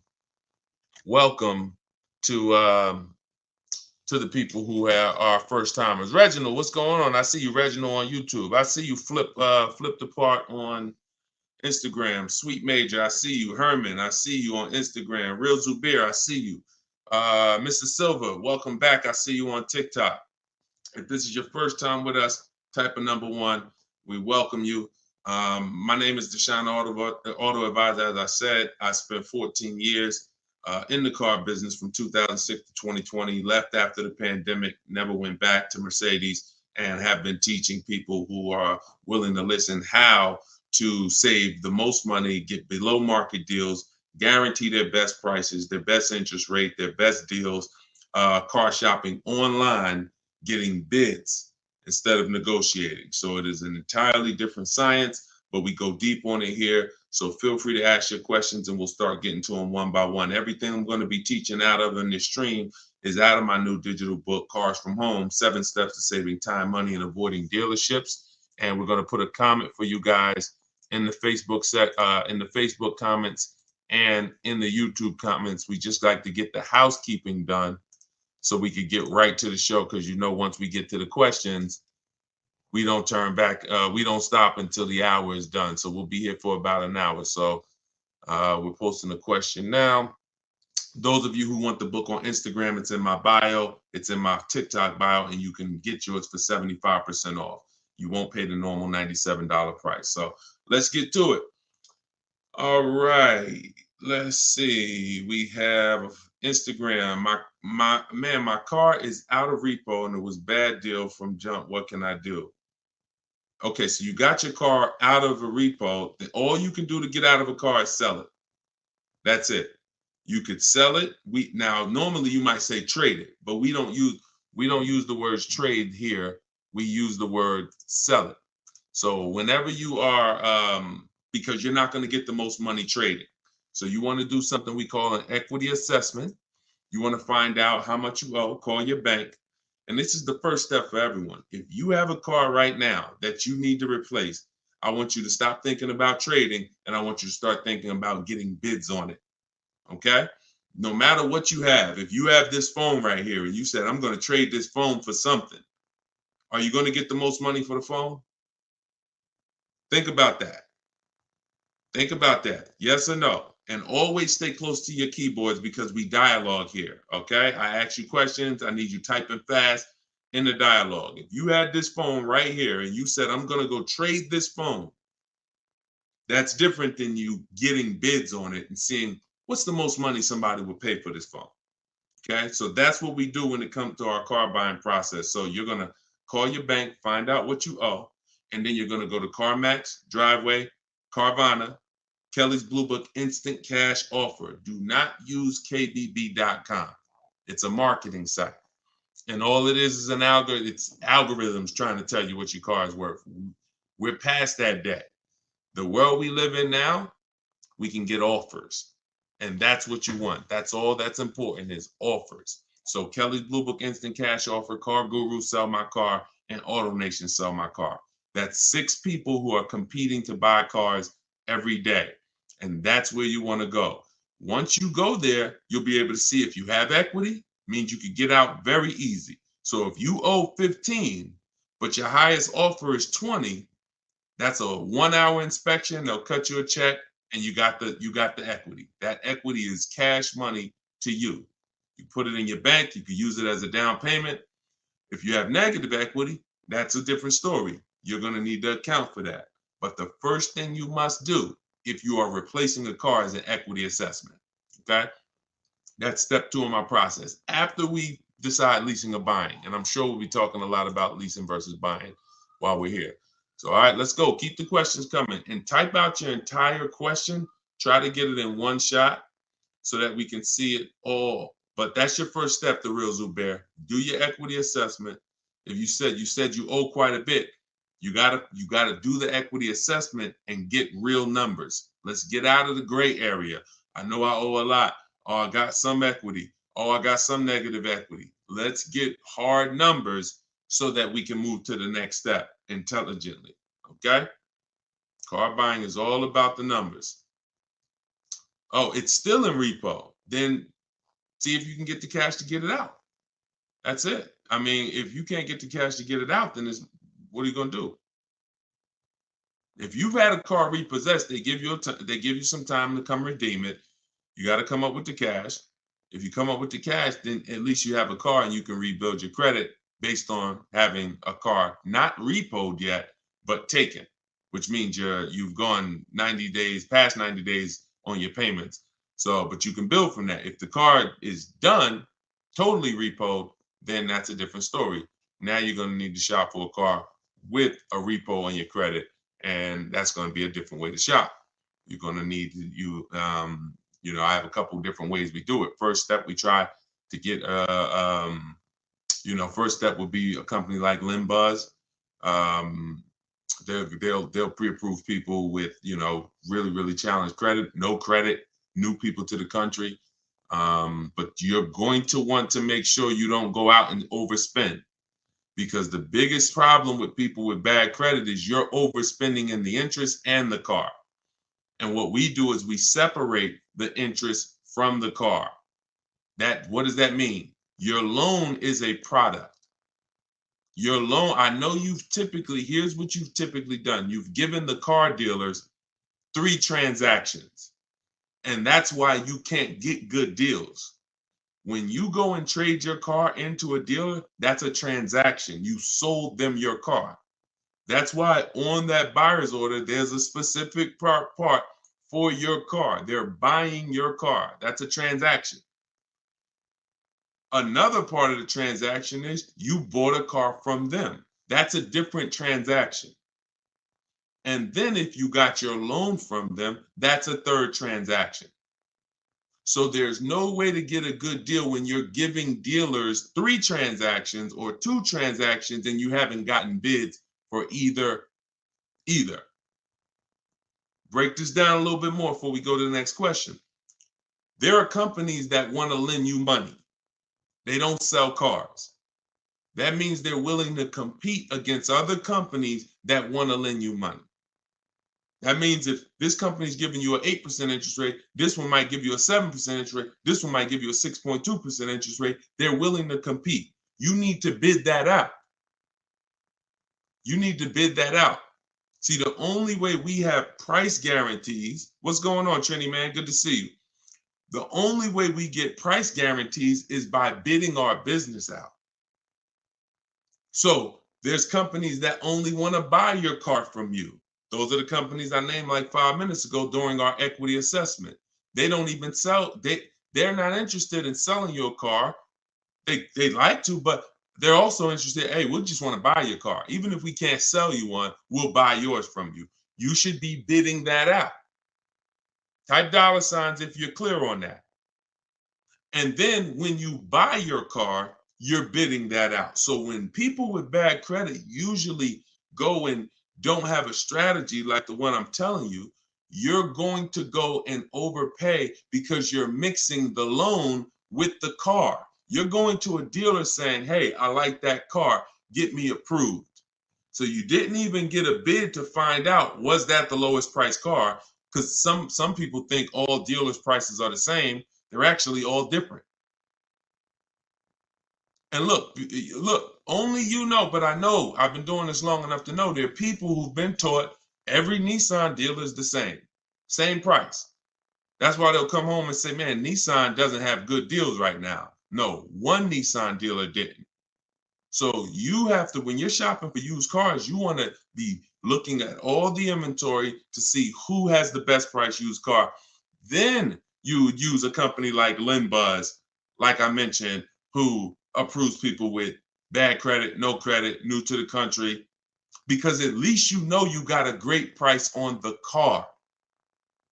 See, if I'm going to pay 20% interest because I just had a repo, that's between me and my lender. Do we understand?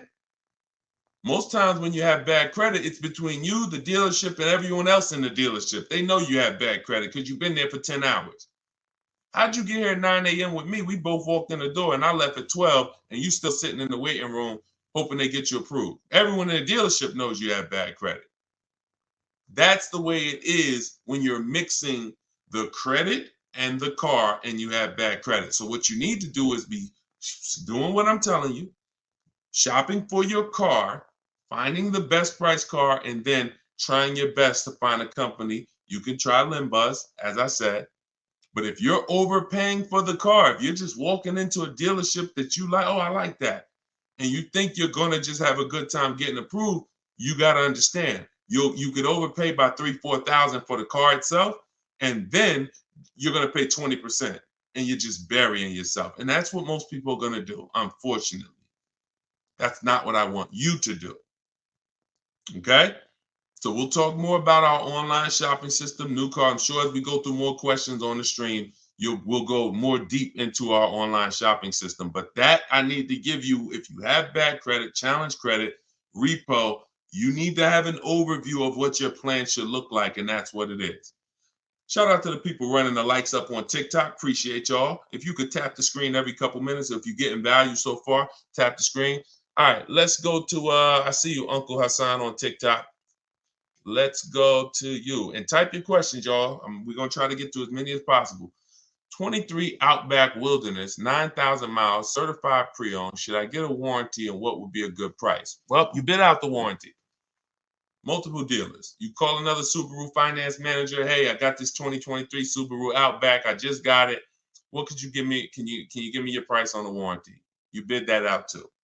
Now, that's the only way to know a good price. See, any question, what would be a good price? Only bids answer that. Now, if you try to answer it your old way, you'll have no price assurance. That means you don't know it's a good price. You're just hoping. And I'm not hoping. Nobody who's learning from me, no one who I show you in these shows, if you're going to do well, you're not going to hope anymore.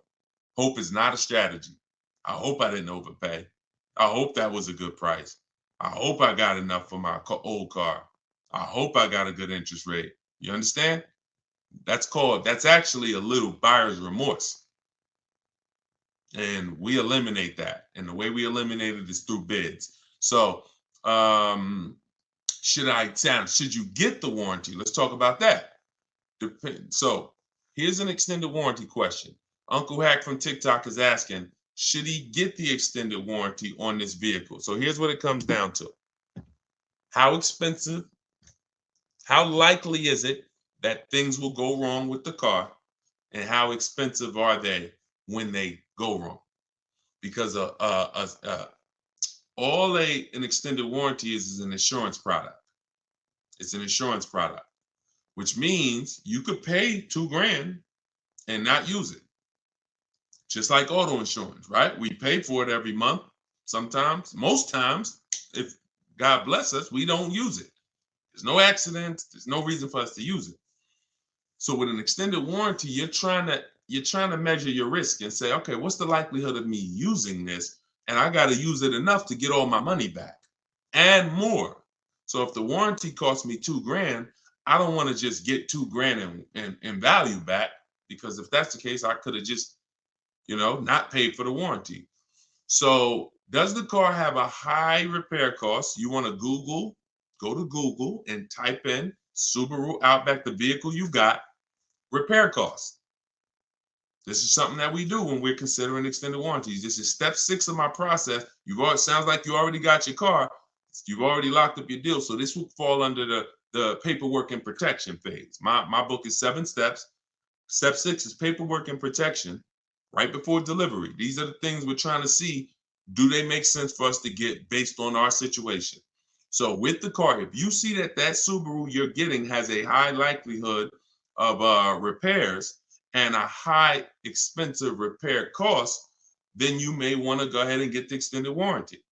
Now, if you see that the repair cost on that is low, and you could just again type in repair, and also I hope you try to type in longevity.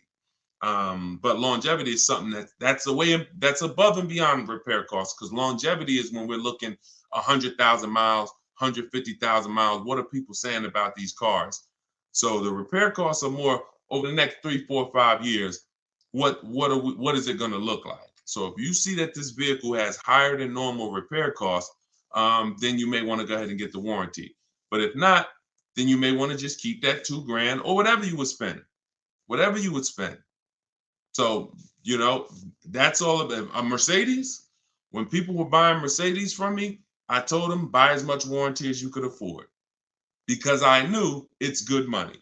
If you spend $4,000 on a Mercedes warranty and it covers you for 3, 4 years, good money spent. Because when something breaks on a Mercedes, on a Range Rover, on a BMW, on a Cadillac, sometimes it's thousands to fix. So one repair on that vehicle could cover the cost of the warranty. But there are other vehicles on the other side of the spectrum, Honda, Toyota, Lexus. There are plenty of vehicles on the other side. Mazda does well. So you want to see where your vehicle is, where your specific vehicle is, and that's how we're assessing our risk. Everything we're doing with an extended warranty is a risk. It's a risk assessment. There's no hard rules, no hard yes. It's literally just trying to assess your risk and making the best choice you can. Okay, Peter, what's going on? Peter from TikTok. 2022 Pacifica, 51,000 miles. Didn't get the extended warranty. Should I try to move the car, keep it long? 2022, I'm guessing it's not a 2022. Are you saying it's a 2022? Did you type that correctly? I didn't even know Chrysler was still making the Pacificas. Listen, there's a hard rule, y'all. Look, who knows what this is? One word if you've seen this before. One word if you've seen this before, you got a free copy of my book. Who knows what it is when I do this? Let me see who's the first person that's going to say. Hold on. Because I know most of you are first timers. If you're a first timer here, type the number 1. But if you know what this is when I pull this out, one word. Come on, all right. I'm not going to butcher your name. But yes, you got it. Elutrio. Depreciation. So I want you to send me an email. If you're on my email list, I think you are, because you got the notification of the broadcast. Send me an email, and we'll need your email. We'll send you a free copy of my digital book, Cars from Home: 7 Steps to Saving Time, Money, and Avoiding Dealerships. Because you're on point. This is depreciation. Whenever we think about replacing a car, this is how we have to think about it. Am I replacing a car when it's losing or lost its most value? This is what people usually do. You buy a car for $30,000. You bring it back the next day, it's worth $24,000, $26,000. You're like, wait, how did I lose that much money in one day? That's what it is. The car's been titled. It's no longer worth what you just paid for it. So, and the more you overpay, the more you lose, because it doesn't change. If you overpay because you don't have any strategy and you end up paying 33, that car's still worth 26. That car's still worth 25, whatever it was going to be. But a year later, you buy a car for 30,000. What's it worth a year later? What's it worth? If you buy a car right now for 30,000, what's that car worth 1 year later? Average miles.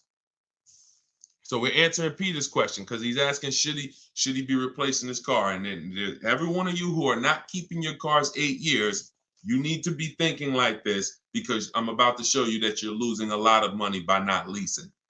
Thousands of dollars. Okay. I don't think it's worth 10,000, Ken. You buy a car for 30,000, a year later it's probably worth 22 with average miles, 23 with average miles driven. That's the unseen expense. That's depreciation. Goes down like this. So you lose big percentages of your car's value every year in the form of equity. So whatever your car was worth today, a year from now, if you just recently bought it, you're going to lose a large percentage of the value. This is why when people say, and you might have said it, well, I don't lease because I like to drive as much as I want. I don't want to pay for the miles. Well, first of all, you can lease up to like 30,000 miles a year. Second of all, you pay for the miles whether you drive the car or not when you buy it. Well, let's go deep on this. If you park a car outside your house right now and you leave it there for 1 year, never drive it. You come back a year later, it's not worth what it was, right? Right? Right? Right or right? Okay, I want to make sure you're following this because everyone who hasn't seen this lesson on depreciation, you need to burn this into your brain. It's very simple. It's this a high school kid could understand what we're about to go over. So a car that you bought for 30,000 this year is going to be worth 23,000 next year with average miles, and then it's going to be worth 18,000 the next year, and then it's going to be worth 16,000 the third year, and then it's going to be worth 14,000 the fifth year. It's going to keep going down, but there's going to come a point in time where it's no longer losing that much money.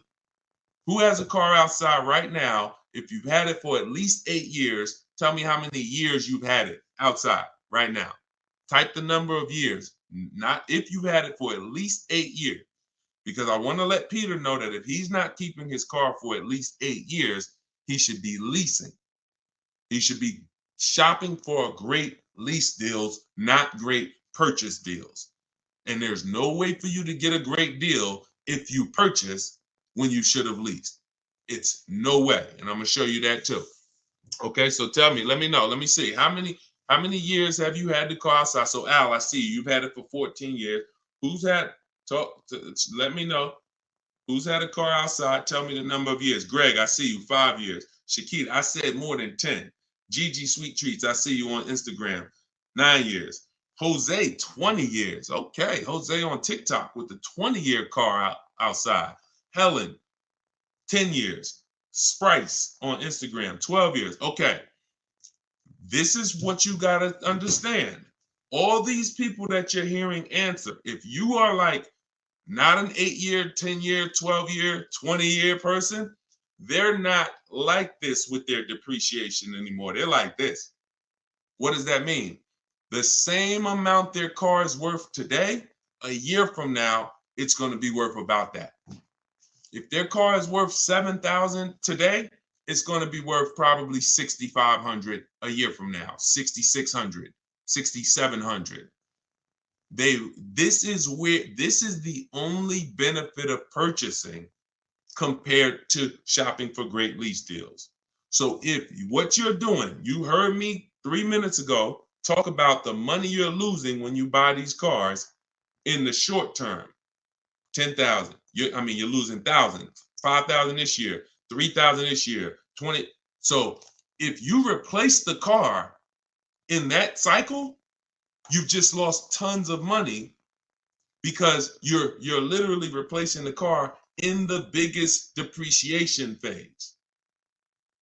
And I always say cash buyers never do this. The only people that do this, unfortunately, are people with a monthly payment. Because what you're doing is you haven't clearly see, what I'm showing you is the value of the asset, the value of the car. The value of the car isn't your loan. The amount you pay for it isn't your loan. That isn't the value of the asset. The asset is what's losing value every year. That's why some of you, when you high mileage drivers, if you're a high mileage driver, type HM. If you're a high mileage driver, type HM. You'll see that the asset loses your loan. You get a regular loan, but here's what you're doing. Because you're driving so much, you're destroying the asset's value. Instead of you losing $3,000 like the average driver, you put 20,000 miles on your car, you lose $6,000. Then you lose $6,000. Then you lose $3,000. So your car is worthless because you're the asset, but the loan is the same. the loan may be the same as a regular person. So you have to distinguish this. This is what you should be thinking about. And in the 2 year, anytime you get into the mood of replacing a car in 2 years or 3 years or 4 years or 5 years or 6, this is what you should be thinking about. I'm replacing my car. Some people will pay off their car, take a 6-year loan, pay off their car, and then go trade the car in and do it again with another car. Soon as they pay off the car, just go get another 6-year loan, pay it off, replace it, just vicious cycle of money being thrown away. So you saw the first way to avoid that depreciation cycle. I just laid out with long-term ownership. You saw the people, 8 years, 10 years, Jose, 20 years on TikTok. This is all long-term ownership, avoiding depreciation. Here's the other way.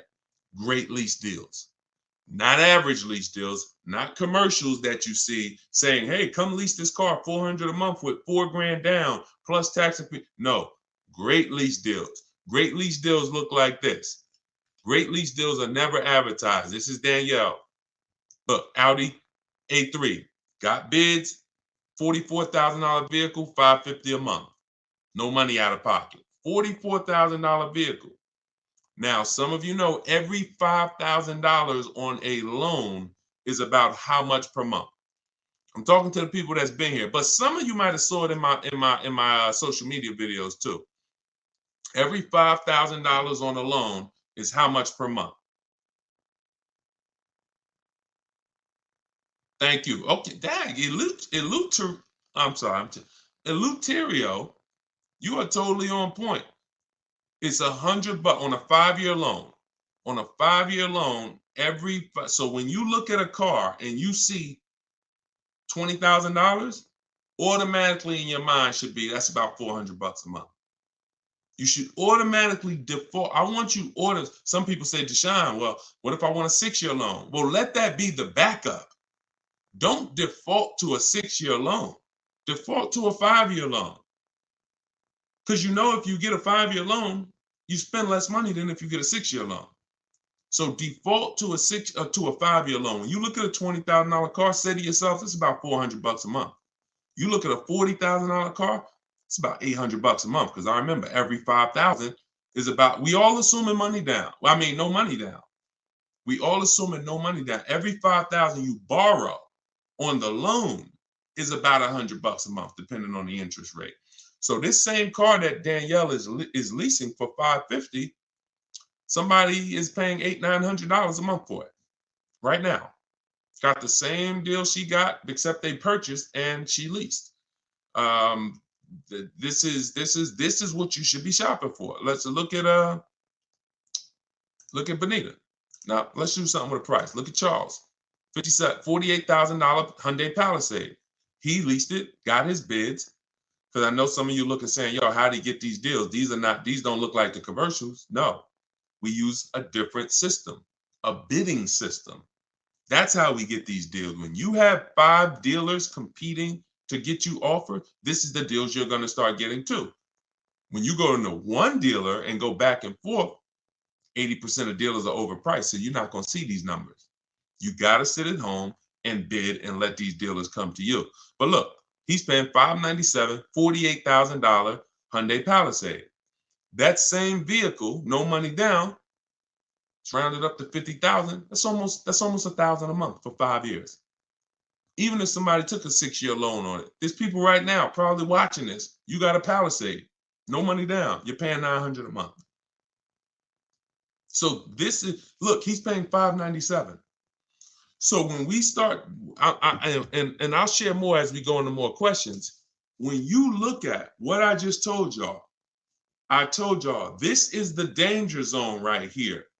You want to be over here 8 years or more, or you want to be over here shopping for great lease deals. You don't want to be purchasing, owning cars, replacing cars in this period, 2 years, 3 years, 4 years, 5 years. You are losing the most through depreciation. And somebody who's leasing is just really keeping thousands of dollars more in their household, driving better cars than you, because they're not putting the kind of money into a car you're putting in. They're only paying their little monthly payment, driving brand new cars, and paying a small amount for their usage. The people over here that have kept their car 8, 9, 10 years, they're keeping thousands in their household because they paid off their cars. Now their car is no longer depreciating and they can just do what they want with it, have it in their household, and they've won. You in the middle are the ones that's losing, and you got to get out the middle. That's what I'm trying to tell you. It's the cute face, the mileage you pay for no matter what. Cute face on TikTok said the mileage though. You see, the problem is you've heard people who got a 10,000 mile a year lease knowing they should have got a 15,000 mile a year lease. Let's really get to it. People, I've watched them, I don't know why, go in knowing they drive 15,000 miles per year, but yet they sign a 10-year lease, a 10,000 mile a year lease. It's the most, you want to not enjoy, you want to mess up your lease, then they blame the lease. I'm not saying this is you. If you drive 18,000 miles a year, you get an 18,000 mile a year lease. I had a guy come in, some of you know the story, when I was a manager at Hyundai for a couple weeks. Wasn't for me. I left after 6 weeks, but I got a chance to see something there I'll never forget. Guy came in, he was returning his lease, and I was helping him do the paperwork. I said, I looked at his mileage. He had like 72,000 miles on it. I said, you leased this? He said, yeah, I'm in sales. That's all I do is lease. I said, oh, that's crazy. He said, yeah, I drive like 25,000 miles a year. I pay my lease payment. I bring a car back every 3 years. I just get a new one. I said, wow. Because I know what he was, I knew what he was avoiding, because I've had people come in, that kind of mileage on their cars worthless. They still owe a ton of money, 10 grand, 12 grand, negative equity all the time. So their car's worth 10, but they owe 20 on it because the mileage, it has 120,000 miles. It's ridiculous. I see it all the time. So when I went and I did his paperwork, I saw he was only paying like $150, $175 a month more than a normal Hyundai Sonata. So if a normal Hyundai Sonata was leasing for $350, he was only paying like $525 or whatever it was, whatever the number was. It was less than $200 more for him to drive as much as he wanted to drive. So it makes no sense to literally get buried in negative equity because, I'm going to buy my car. It changed my perspective. That's when I started telling my high mileage clients about high mileage leases, because you pay for that's what you got to understand. You pay for the mileage whether you buy or lease. If you lease, you are trying to make your deal upfront for the usage. If you buy and you drive 25,000 miles a year, look, this is the normal driver. This is the normal driver. This is the high mileage driver's vehicle value. So that car was worth 40, but you put 75,000 miles on it in 3 years. Now the car is worth 20. You killed $20,000 of value in 3 years because you're a high mileage driver. So you pay for it. That's why I call this the unseen expense. Depreciation is the unseen expense. And those who want to win, you need to account for it. You need to base your vehicle purchases off of it. If you are a short-term person, 3, 4, see, we've heard that term, right? Depreciating asset. What does that mean? The last 10, 15 minutes, I've clearly told you this is what that means. It doesn't mean, it just goes down in value. That means if you are buying an asset that goes down in value, whether you use it or not, and the more you use it, the more it goes down in value, then you need to plan your purchase of it accordingly based on how long you're going to keep it. But I'm also telling you that the depreciating asset eventually stops depreciating a lot. That's the people we talked about 10 minutes ago. 8-year, 10-year, 12-year people. Eventually, the depreciating asset stops depreciating a lot. You want to make sure that is your reward. Come on. If you get value out of this, type dollar signs, because that's gems. If you understand that my only purpose in buying a depreciating asset is to get to a point where it's not depreciating that much anymore, and that is my reward for paying all that money. That's my reward. I paid all that money to own this car, but it's paid off now. Now, here we go. It's not depreciating that much no more. I can keep it. And hopefully, I'm going to keep this thing so one day it doesn't drive. That is the purpose of a purchase. There's no other benefit. Everything else, if you like Deshone, no way I'm keeping the car 8, 10, 12 years. You should be shopping for great lease deals. It's not even a question. Not even a question. All right? We had to go deep on that. So, Peter, let that be your guide. Everything I'm teaching you guys, this is in my book, Cars from Home, 7 Steps to Saving Time, Money, and Avoiding Dealerships. It's a digital book. I have a link in the comments for you guys. I have the banner up here so you guys can scan it. If you're watching us on TV, you can scan it and you can get your book for 75% off. It's normally $97, but part of our launch, our welcome offer, everybody, you can get yours for $24, but you only got 30 minutes. Once you visit that site, DeshonesBook.com, that timer starts ticking, and once it gets down to 0, price goes back up to $97. So get your book, and yes, YHLDQ. All right, you got a lot of letters in your name on TikTok. Bravo. There you go. Plan properly, execute as such. There we go. There we go, Carla. See, you getting it. Depreciation is the unseen expense. Yes. Yes. Yes. I love it. It's clicking. All right, let me go back to Instagram. Let's see if we got any questions on Instagram. Hold on. Type your questions on Instagram. Let me pull another one in from hold on. Let me pull another one in here. Hold on. Claudia. I bought your book. When calculating offers on your calculator, do you put the initial MSRP or the MSRP with the added fees and the cost? Always the MSRP. Always the real MSRP. I don't care if a dealer has added costs. When we're comparing offers, we are only comparing other, because every dealer doesn't have those fees. So you're trying to you're trying to gauge value. So always use the real MSRP. And y'all know that I share this a lot on the show lately, just so you guys know, because it can be confusing. Whenever you see the MSRP on a window sticker, if you're shopping your lease deals the way we teach you to shop them, this is the total MSRP right here. It's the total MSRP right there. If they have a little addendum over here with some added numbers to it, that's not what we're using to calculate when we divide our monthly payments into the MSRP, and that's how we get the 1% lease deals, or the because everything we use to calculate great lease deals is based off of the 1% lease deal rule, which has been around probably longer than all of us. The 1% lease deal rule said if your lease payment was 1% of the MSRP with no money down, 12,000 miles per year, you got a steal. So everything we do from that is gauging, 1% and under is a steal. Between 1% and 1.5% is a deal. And above 1.5%, we don't take those. It's too high. You're paying too much money for a car you're giving back. But we don't go in. We don't go in saying, hey, get me under 1.5%. We get bids, because all these people that you see, Danielle got a 1.2% lease.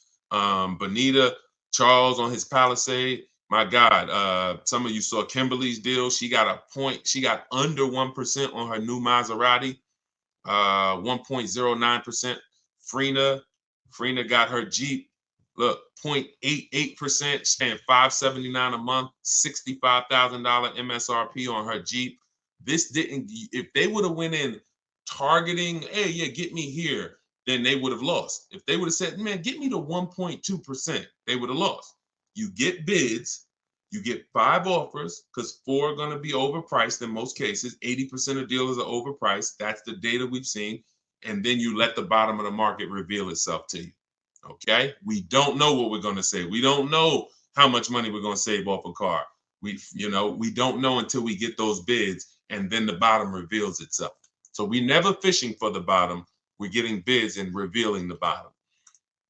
Okay, Rev Michael Dancy, what's up? I'm waiting for the 2025 miles to come in so I can capitalize on the 2024. That's cool if they're still around, for certain. Yeah, but make sure that you compare, because you want to have enough 2024s to get bids. You want to have, a lot of times, if there's a lot of leftovers, then you could do well. if there's not too many leftovers, sometimes the only ones that are left over are the ones with all the equipment. Like whenever we had the leftovers, the ones that were the most popular, they sold quick. But the ones that were left over, they sold, all the ones that had a bunch of equipment packages that weren't really popular, those were the ones that were left over. But it's different now. Inventory is back. A lot of dealers have tons of inventory now. So that could be a good strategy. But I like the idea of being in the market 3 months before you need a car, and then, being positioned so when a dealership needs a car, a sell desperately, you're the one they call. Because most people, Michael, they're going into dealerships and they need a car today, this week, maybe this month, latest. That's most people. So they're not going to be able to be positioned, unfortunately. That's why I don't want you emergency shopping anymore. I'm talking to everyone.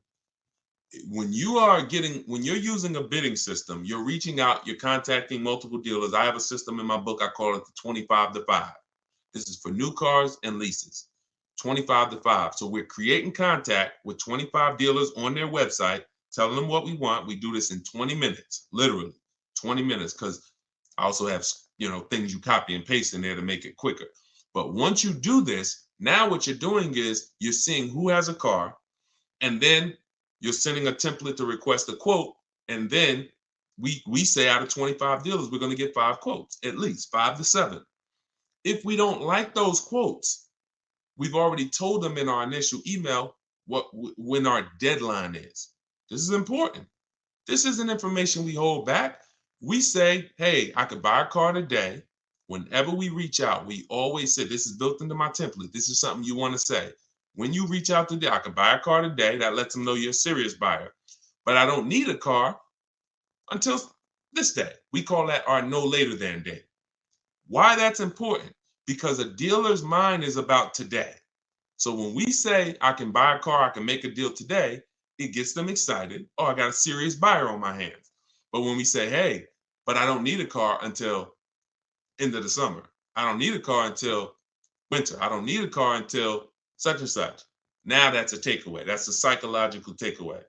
So it makes them want the business more, but they know, okay, I got all these people in my showroom now. Let me handle them. But this guy, Charles, this guy, Michael, this woman, Medina, I know she's a real buyer. So I'm going to search and see what I got coming. Maybe I got a car coming in 6 weeks. Hey, Medina, I got this car coming in 6 weeks. It'll be here by the end of next month. Are you open to that if I were? Absolutely. So you have more inventory to shop from than a person today. So if you have a car and you need a car this week, understandable. I have the best bidding system in the world. My book will walk you through it step by step to get below market deals quickly. I don't really trust you to go out and get a great below market deal using no strategy if you have to get a car in a matter of days. But if you have time is a luxury. Time is an asset. Time is something you should be shopping 3 months before you need a car, because deals change every month. Every month programs change. Used cars, pricing trends change. You can see the prices go down. You can see them go up. There's advantages to having time. You could also, when we shop for used cars, our best deals aren't when we go to the marketplaces, Auto Trader, Car Gurus, all of these marketplaces we shop on. They're not there. We look at the market and we create accounts. Why? Because once we put in what we're searching for, we get alerts of new inventory. Watch this. If I can't teach you, you can't get a below market deal. Dad, y'all running the lights up on TikTok. Shout out to the people tapping the screen. See y'all, appreciate y'all. You can't get the first step to getting a below market deal is you got to know what the market is. Because most people are paying market value or above. That's a $3,000 to $5,000 price increase. $3,000 to $5,000 from average market value to above market value. That's what most people are paying with no strategy. Because if everyone was getting below market deals, they wouldn't be below market deals. They'd be average deals. So now the people with strategy that I'm teaching you, the stuff that you're learning, you need to see those above market offers so that you know you're paying below market. Okay? So with a used car, I need to see the low side of the used car market on all these marketplaces. I need to have alerts on so that every single car that pops up, soon as it hits the marketplace, I get a notification of it. Because no one else is going to know the market on this car like you will. Once I walk you through this, once you follow these simple steps and not just winging it, you look at the market. We always sort from lowest to highest price. This is what I did with my Infinity truck I bought a little while ago. And I saw what the lowest prices was, and then I turned on the alerts. So I turned on the alerts, but I saw when I got mine, I didn't need to wait for the alerts because I saw a deal so good, I just jumped on it because I saw it literally in 48 hours. I narrowed it down to my top 4, and it was one deal that was so good. So, but it's a multi-step process. But so here's what, so the point is, new cars and leases, we see below market. The only way to get below market prices is to have 4 or 5 or 6 higher offers. That means you got the below market because I had 4 or 5 or 6 higher offers than the one I accepted. On a used car, I need to see other used cars that are priced $2,000, $3,000, $4,000, $5,000, $6,000 more than the one I ended up getting, because that's the way it is all the time. And as long as you hold to these rules, you'll understand this is my target. Okay? You only do this once. Once you learn this process, y'all, it's rinse and repeat too. It's harder the first time because this is not my first time. I didn't even know I needed a strategy to shop for a car. But now you see, if I want to save thousands of dollars, get below market deals, I need a strategy. But once you do it, this thing, that's why I can do it in my sleep, because I've done this 10, 15 times for myself. I've done it for other people, and I've taught a lot of people to do it. Trust me when I tell you, this is not rocket science right here. Tiffany got my book, and she wrote me, she just saved $6,300, $6,500 off her 2024 Mazda she just got. So, but it's a mindset. Bigger than the techniques. Let's get back to the questions. But bigger than the questions is your mindset set up and focused on below market deals and bids? That's, if I had to narrow it down to 2 things, below market deals and bids. And I throw one more in there. Well, which is really bids. Don't talk numbers in the dealership. Everything happens at home. All right. Let's go. Let's go back to the questions. All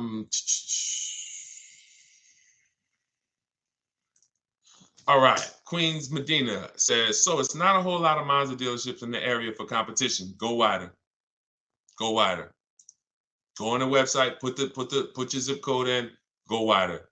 Look, you don't think the dealers know that in your area? So if a dealer knows it's only 6 Mazda dealers within a 30-mile radius, you don't think they know that? Not going to get aggressive. They don't expect someone to drive 100 miles to go get their Mazda. Shonda was getting a Volvo a year ago. I remember this young lady. She was in my, and anyone who wants to know more about my actual video program, my coaching program, you can go to my bio after. Sometime you can attend my free masterclass, Everything You're Doing Wrong, Buying, Selling, and Leasing Cars. That's a 1-hour class. We go very deep, but I got slides, leasing versus buying, very deep. And, but she's in my program. So, but the steps are the same. See, my program, 7 steps. My book, 7 steps, same thing. Just get in where you fit in. So she said she's in Northern California. She said, Deshone, I'm shopping for this Volvo. No dealer in Northern California came close to this dealer in Southern California. They're saving me like $3,000 above my best deal I got so far. So she had some discounts already. I think her biggest discount was like $3,000. And this dealer was willing to do like $6,000 with all the rebates below MSRP. I said, so what are you going to do? She said, I just got a plane ticket. It was $70-something. I said, that's what I would do. I would be on a plane, going to pick up my new car, knowing that this $75 just saved me $3,000 on a plane ticket.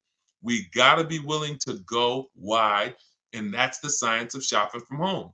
We don't care. Sean saved $20,000 on his F-150 truck. Some of you saw him. So if you're new to the show, you've never seen him. But F-150 Lightning XLT, $73,000 truck.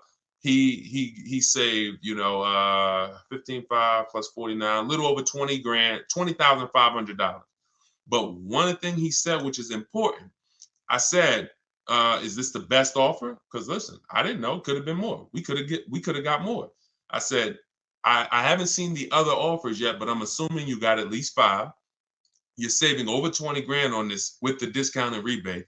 But the only way to know that this is the best deal is to compare to the other offers. Is this the lowest? If so, slam dunk.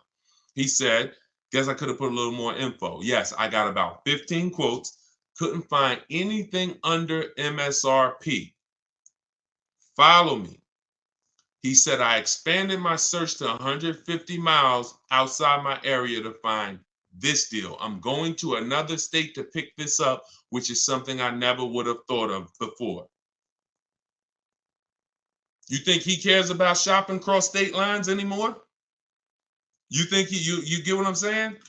So it's a program way to shop that makes the dealers money. And in order for you to save all the money, you now have to step out of that program and let everybody else run that old way. Let everybody else go in and go back and forth with one dealer and think they won. Let everybody else do that. You are going to break away from that, and you're going to sit at your house and you're going to use a computer or phone, and you're going to have these dealers bidding, and you're going to see the most money you've ever saved in your life, and you're going to have price assurance, guarantees. I always say, if I ask you when you get your car, hey, bet me $500 I can't get a better price than you just got right now. Most of you would say no. But Sean would say, man, bet me. Let's go. If you find a truck more than what I just got, anyone who's using a bid, when you get your bids and that's the deal you accept, Tiffany, when she just got her Mazda, she got bids. If I was to bet her, she'd say, yeah, I'll take that bet. Because I know I saw a lot of offers. I know I did 25 dealers. I know you ain't going to find something better than what I got. And that's what I like. That's what I want for you. Okay? So forget about your area, Queen Medina. Just bought your book. Awesome. True Southern Girl on YouTube. Enjoy it. Use it. And everybody do like what Tiffany did. When you get your deals, write me, email me, so that we can bring them onto the show. Okay? I don't know why my live just ended on TikTok. Hold on. Why did my live just end out of nowhere on TikTok? Hold on. Let's get TikTok back. Technology sometimes. All right. That's coming back. So, all right, let's go to Instagram for a question. Let's see. Are y'all typing questions on Instagram? I see a lot of people, but I don't see a lot of questions. No. All right, let's go back to YouTube. Instagram. Type your questions. I don't see your questions here. So, I'm looking at Elite Travels. I'm looking at. Why is it saying my internet connection? Okay. All right, we're going to let TikTok do what it's doing right now. I'm looking at a Lexus IS 350, fully loaded, monthly payment $710, 0 down, car worth $51,000. You don't know, if you can't tell me that dealer you are buying from beat at least 5 other dealers. Hold on.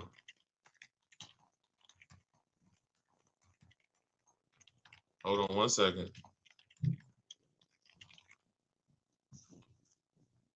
Okay, let's get back here. Okay, so you have a price on this car. Now, the only way I'm going to tell you, just like I said to Sean, I don't care what. Now, you're going into monthly payments. You're not talking about the price of the car. The price of the car is what you should be separating from the monthly payments. Until you know that you have the car, the best dealer, one, beat all their other competition and has agreed to sell you. I don't know what happened, TikTok, so come on back in. We got blocked out for a second. That's all that matters. You're putting the cart way before the horse, and you're mixing 2 transactions. You're giving the dealer your loan and you're looking at the car. If you didn't bid these 2 things out, there's no way for you to get a good deal. There's no way for you to get a good deal. because you will never have price assurance. You'll have buyer remorse. You're wondering, did I get a good interest rate? Did I get a good price? So the first thing you have to do is get 5 offers on this Lexus. Forget about the monthly payment. I'm looking for a Lexus IS 350 fully loaded.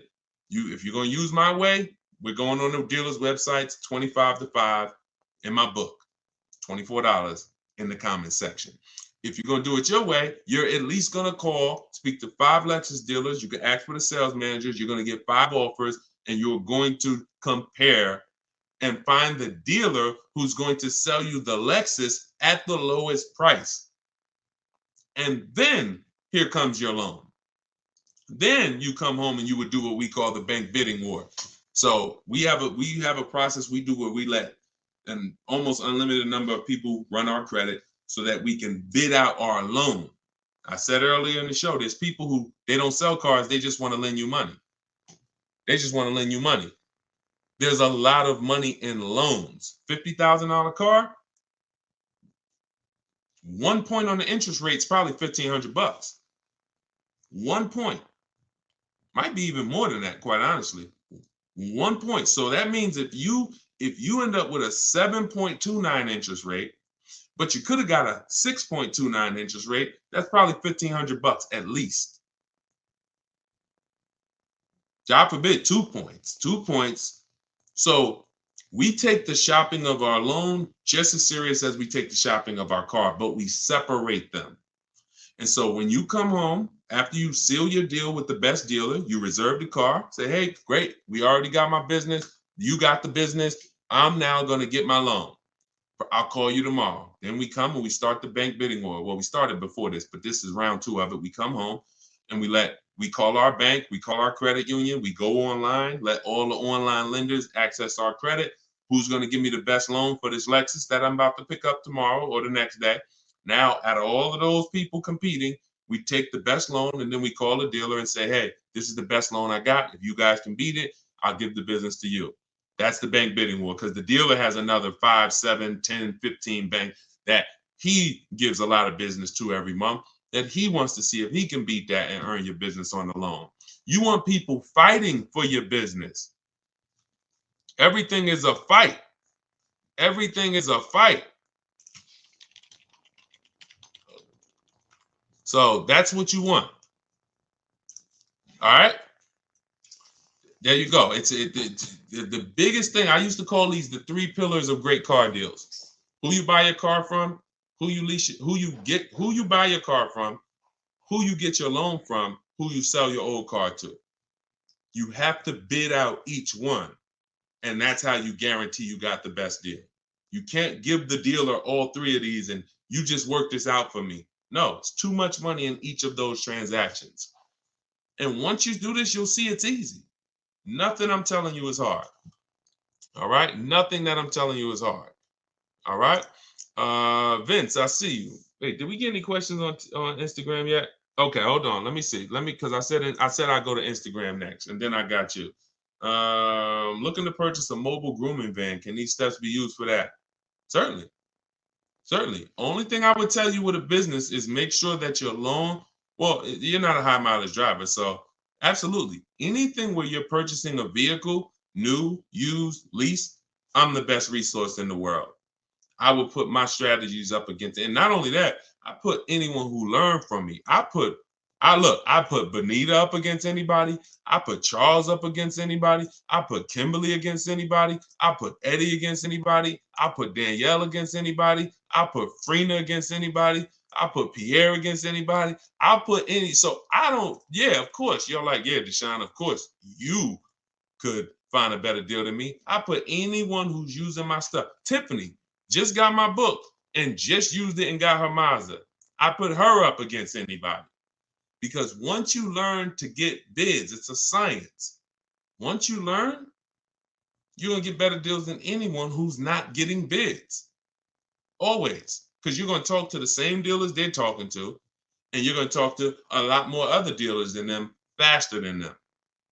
So the name of the game is bid. So for all of you who just jumped on, everything I'm teaching is out of my new book, Cars from Home. 7 Steps to Saving Time, Money, and Avoiding Dealers. You can get your copy for 75% off. It's normally $97, but you can get it for $24 for 30 minutes.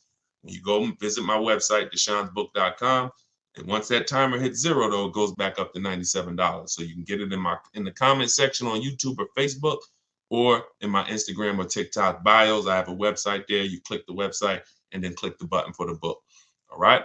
$97 is still a great price. I just couldn't price my book the same as everyone else's. I mean, I can't price my book the same as daggone novels. Shout out to the people who write novels, but I knew this is going to be a financially life-changing book for the people who use it. I just said, okay, but we do a special. So it's normally $97, but we do a special. What websites do you use to get bids? Great question, Drive Greens, Ride Harley, Instagram. New cars, we're going straight to the dealer's website. We're connecting with 25 dealers in 25 minutes, copy and paste, sending all of what we want. Then we're getting the bids from the dealer's websites. With all our communications is done through email, and we always set up a separate email. We never mix personal email, business email with cars, because we're talking to too many dealers at once, keeping our conversations organized. We cannot do it mixing personal and emails. We also get a Google Voice so that we don't have to take phone calls, because there's no talking in our system to car salesmen. There's no talking. So there's no reason for us to be on the phone with a car salesman talking numbers. We don't do it. So those of you who like Deshone, I like that. I don't like to talk. I don't want to talk to car salesmen. You're going to love this. All right. So if you're watching us on TV, you can scan that QR code to get your book as well. On a used car, though, we are on the marketplaces. See, my used car strategy is called the multiple marketplace strategy. It's different than our new car strategy. The multiple marketplace strategy is for is when you're going everywhere used cars are. You're going to cars.com, Carfax, Auto Trader, Car Gurus, Driveway, Carvana, CarMax, eBay Motors. And then we're narrowing down from there. I spoke a little bit about that earlier in the stream. So it's 2 totally different systems, 2 totally different shopping strategies. All right. And let's pull that in. Hi, is Limbuzz to credit acceptance? No, Limbuzz is not credit acceptance. I don't believe they are. I think Limbuzz is a startup. They recently started that company a couple of years ago. Vince, I have a 2013 Volkswagen Jetta. Oh, it's 6,000 negative equity, low credit score. Can I sell it and get a new truck? First thing you want to do is the equity assessment, because I don't know where you're coming up with that 6,000 negative equity number. There's only 3 ways to get out of negative. There's only 3 things you can do for all of you who have negative equity. 3 things. And most of you should be transitioning to a lease, because the cause of your negative equity is not leasing, but trading in cars. Look, when you trade in your cars or replace your cars in this cycle while you still have a loan, that's the formula for negative equity, because you lost so much value, but your loan didn't get, your loan's still moving like this, creeping, but your car's value drops like a rock. So 3 things you can do with negative equity. You can either get the bids, call your bank, get your payoff. Then you're going to get the bids from the highest bidders. Kelly's Blue Book, Instant Cash Offer, CarMax, Driveway, Carvana, Auto Nation, Sell My Car, and Car Guru, Sell My Car. 6 bids, 3 from local dealers and 3 from online car buyers. That's done in like 20 minutes. That's our equity assessment process. See, we're bidding out to see the most money someone will pay for our car. We're not going to a website, putting in 3 things and, oh, your car's worth $30,000. That means 0. It's trash. We are going through these 5-minute appraisals, telling them about our car, and then getting offers. Then we see where our negative equity is. Now, whatever your negative equity there is, that's the smallest amount you're going to have. I would pay the difference. If I had the cash, that is what I would be doing, paying the difference. Because when you can't pay the difference, you must now trade. This is the only time we trade. The only time we trade a car is when we have negative equity. because we need the dealer who we buy the car from to wrap our negative equity into our new deal. So that's the only time. So if we can't pay the difference after we do the equity assessment, now we're going to now look for our new car. Let's put our old car on hold. I saw my equity, negative equity. I can't pay the difference. Now I'm going to move in to shopping for my replacement car. Once you get your bids, now you look up and you say, okay, this is the dealer that's going to sell me the new car for the lowest price. Now, once you find that, now you're bringing your car over and you're asking them, hey, what could you guys pay me for this? I'm going to add this car to the deal, or have them look at the car, because now don't expect them. You're going to have a higher amount of negative equity because they're not going to be able to beat the highest offer. If CarMax was the highest offer, they were paying you 20 grand. The dealer who wins your business is not going to pay you 20 grand. It's not worth that to them. They might give you 17. They might give you 18. So don't say, oh, well, CarMax was going to give me this. That's why I told you step one is to pay the difference, because those are the highest offers we're going to get. Then if you can't, you bring your car over.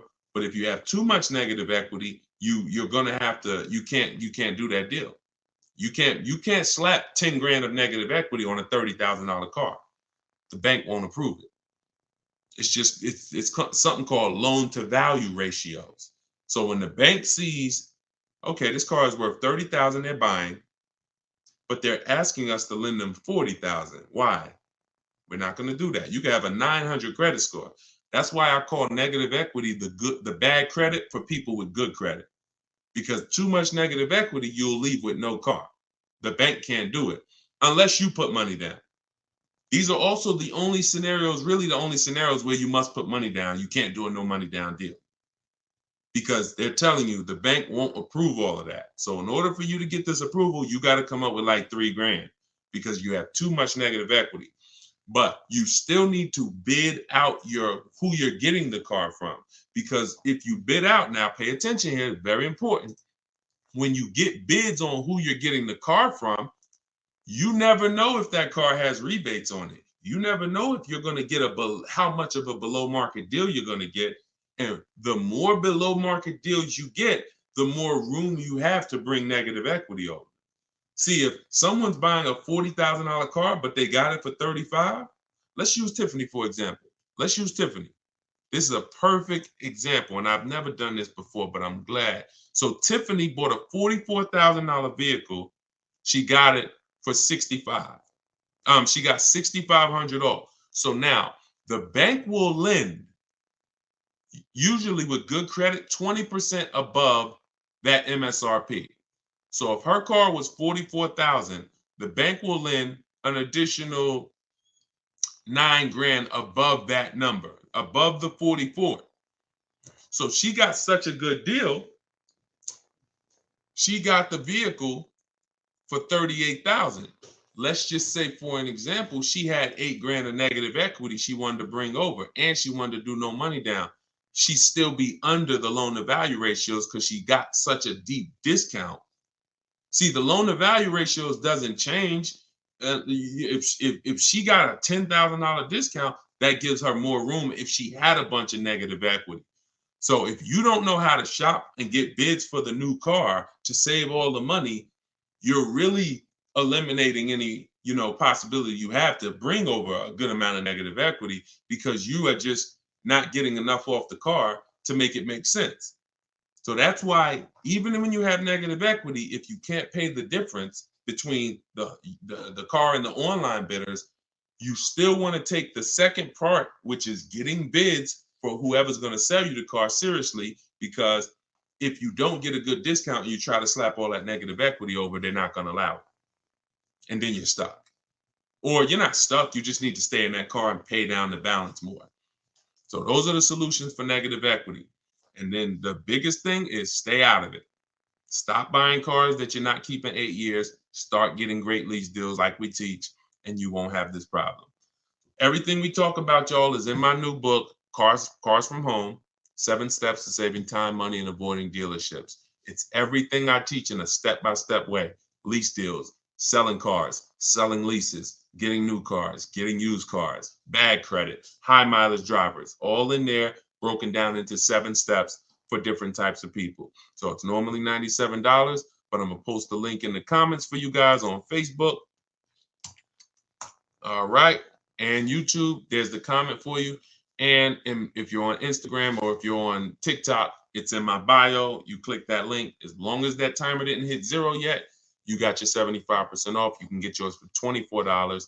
And this is what we do all day long. Insider strategies, get through as many as we can. We've been on for about 1 hour and 15 minutes, so we'll wrap for today.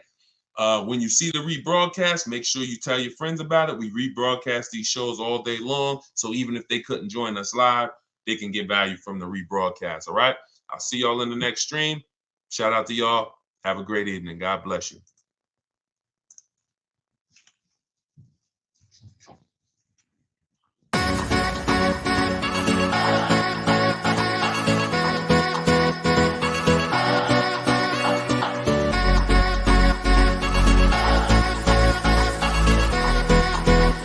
The worst possible thing you could say when you walk into a car dealership. I spent 5 years with Mercedes-Benz, 5 with General Motors, and the worst thing a person could say when they walk in is, if you could just get me to this payment, we got a deal.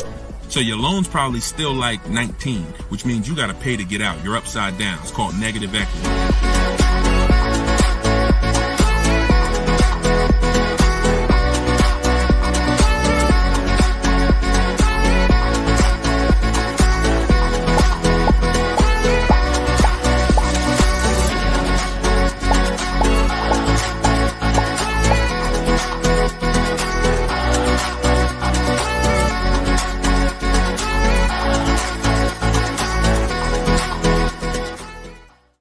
Welcome everybody to Car Shopping Questions and Answers special live show. We are live. This isn't a rebroadcast. If you don't see the banner, we're doing a special early morning live right now. So you know you may or may not know we rebroadcast these shows throughout the day.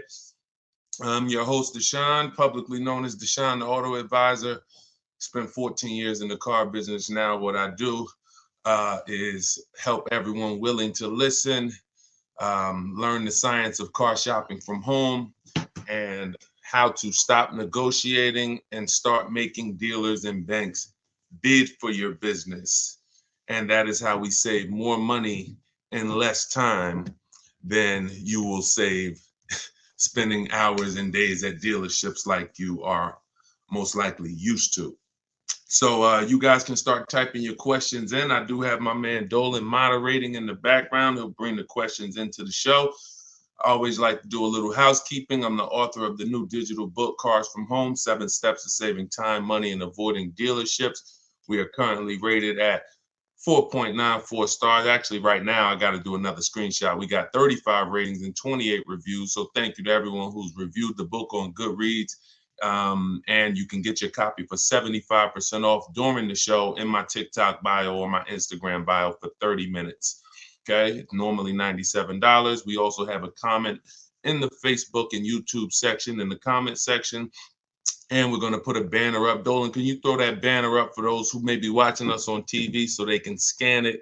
You can just scan that QR code with your mobile phone. I've also done a free masterclass called Everything You're Doing Wrong, Buying, Selling, and Leasing Cars. It's a 1-hour masterclass where I go deep on 23 mistakes that most of you are making because the car business has programmed you to make them. And how you can stop doing that. You can also attend that masterclass for free in my bio, but you will need a good hour to lock in. So with that being said, let's get it done. Let's get these questions coming in. Hey, what's up? What's up, Tuesday, child? Shout out to the people sharing on TikTok. Y'all already running the likes up on TikTok. Shout out to y'all. Shout out to everybody tapping the screen. And let me get Instagram up. I like to see Instagram up too. There we go. All right. I see you, Jake Neer. I just tore your name up. Forgive me. We're going to bring that question in. Dolan, we just got somebody on Instagram. So whenever you get yep. All right. I see we're good. Hold on. Let me turn that down. Butterfly Wings on Instagram. How do you negotiate a lease online? Great question. So you want to figure out what you want first. Go test drive it. I always say with a lease, you want 3 options. Because using what I'm about to tell you, you're going to get great prices. You'll get below market prices, but it doesn't mean the lease program's good. The only way the lease program's good is if all of the offers you get, if the best one comes at least below 1.5. Now, depending on what car you're looking at, the best offer you get might come at 1.3, might come at 1.1, might come under 1%, but you must get at least 5 offers because 80% of dealers are overpriced. So you're going to figure out what you want. Then you're going to go to the dealer's websites. I mean, if you're going to do it my way is using the dealer's websites, because I don't like to use any third-party sites where they're selling our information. So we're going to go direct to the dealer's websites. Then we're going to tell them what we want online.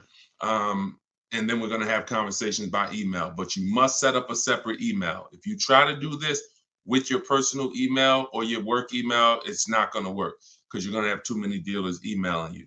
So you want a separate email. This is all in my book. I'm telling you what I call my 25-to-5 system. We reach out to 25 dealers online, and we're going to get 5 quotes from those 25. One of those quotes is going to beat everybody else. So it's a numbers game. So reaching out to dealers online, telling them what you want, having the conversations. Now, if you're not going to get my book, which is $24 in the comment section or in my bio, as long as you get there with this 75% off, then you might do it manually. You might call and get these offers. You might call, ask for a manager. I don't talk to salespeople. So anything I'm ever teaching you to do is going to be to avoid salespeople. That's why we're avoiding dealerships altogether, but especially salespeople, because you don't know who you're going to get. You don't know if you're going to get, you just don't know who you're going to get. And 80% of salespeople should not be in the car business. So that's why we're never going to talk to salespeople to try to get our offers. We're either going to deal with managers, or you're going to do it my way, which you're not even talking. You're using my scripts, because I wrote the templates that you use. You fill in what you want, send it out to the dealers. Then when they come back, you got to expect this, y'all. You got to expect that dealers 80% are not going to make it easy. They're going to try to have a conversation with you, even by email, to get you on their terms, to get you on the phone, to get you to, hey, can I get your address? Hey, can we have a quick conversation? Hey, when can you come in? That's why I wrote scripts for everything you copy and paste to them. Like when they say, yo, can I get you on the phone? Hey, I'm going to be handling all my purchase online, and then you ask a question, because there's phases to what we're doing when we're communicating online. There's phases. First thing we're trying to do is see who has a car. There's no point in us talking to a dealer that doesn't even have a car we're interested in. That's why the first thing we're doing when we contact them is letting them know, this is what I'm looking for. These are my options. I'll do a blue, gray, or silver one. These are the packages I'm looking for. That's the first thing. We're letting them know what we're looking for. We're letting them know our deadlines. So if you don't have a car, we're not even talking and moving to the next step. So the first conversation, the first set of scripts that I wrote is to verify who even has a car. Then once we verify who has a car, let's say we connect with 25 dealers online like we do, then you're going to come down and say, all right, and this is the only bad part I'm telling you about calling around. Because if you talk to managers, you don't know who has a car. So that's the first thing. Before you request a quote, get a price, you must verify, do these people even have a car that matches something that I would consider? So once you verify that, now it's time to request the offer. And our goal is to get at least 5 offers, 5 to 7, because 80% of dealers are going to be overpriced. And you need to reveal that to yourself. When you start seeing these offers, how am I looking at the same car? One person is $20,000, another person $23,000, another person $25,000. That's the way it works. Tuesday shout, this information is priceless. I appreciate you. That's what we do. And we only do it for the people who are locked in. A couple of you are locked in, and that's who you are, who I'm here for. So that's what you want. You could either do it manually or you could do it my way using emails. It's up to you. But I didn't want you talking, because I know the more you talk, the more you're going to mess up the deal. No offense, I wouldn't talk. I'm a great negotiator. I wouldn't talk. The more I talk, the more I'm messing up the deal. The more I give up, we don't want to be in a verbal battle. Because again, we're not negotiating traditionally anymore. We're not doing what's called one-to-one negotiations where you're sitting down with one person looking to get a deal. We're doing what's called one-to-many negotiations, which is how you save the most money, because when other people know you are shopping multiple offers, they're kind of negotiating against each other versus negotiating with just you. So, all right, that's how you got to do it if you want to do it quick and save all the money. Okay, go ahead, Dolan, shoot the next one in. We are live. I know y'all are not used to seeing us live this time. Whenever you don't see the banner above me that tells you the times we're live, that means we're live. So we're just doing a special early morning here on the East Coast live. But you know, we do broadcast these shows throughout the day, so you can be seeing this at any time. And we found that a lot of people get value out of the live show or the rebroadcast, because the people who are live with us are actually asking the same questions that people would be asking, you know, whether they're watching the rebroadcast. Okay, okay, this is from Instagram. My lease is ending in October. I received a text from my dealer that they have great deals available. Absolutely. Should I even explore those offers at this point or wait until my lease ends? That's a great question. Would you ever get a text that said, we have bad deals right now? No, right?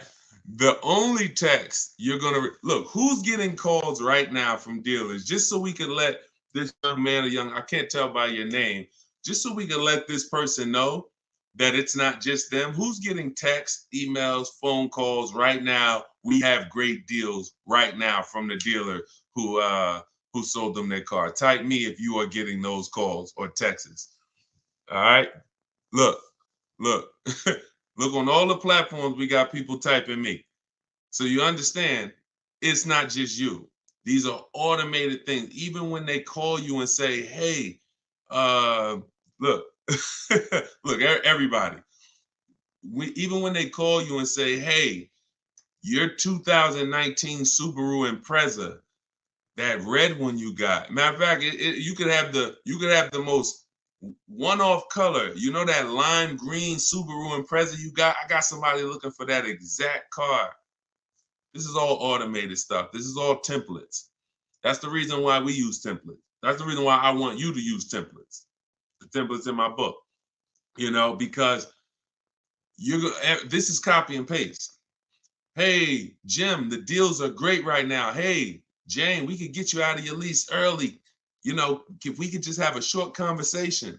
So before you even think about anything, I need you to never fall for that. Never think this is an isolated thing for me.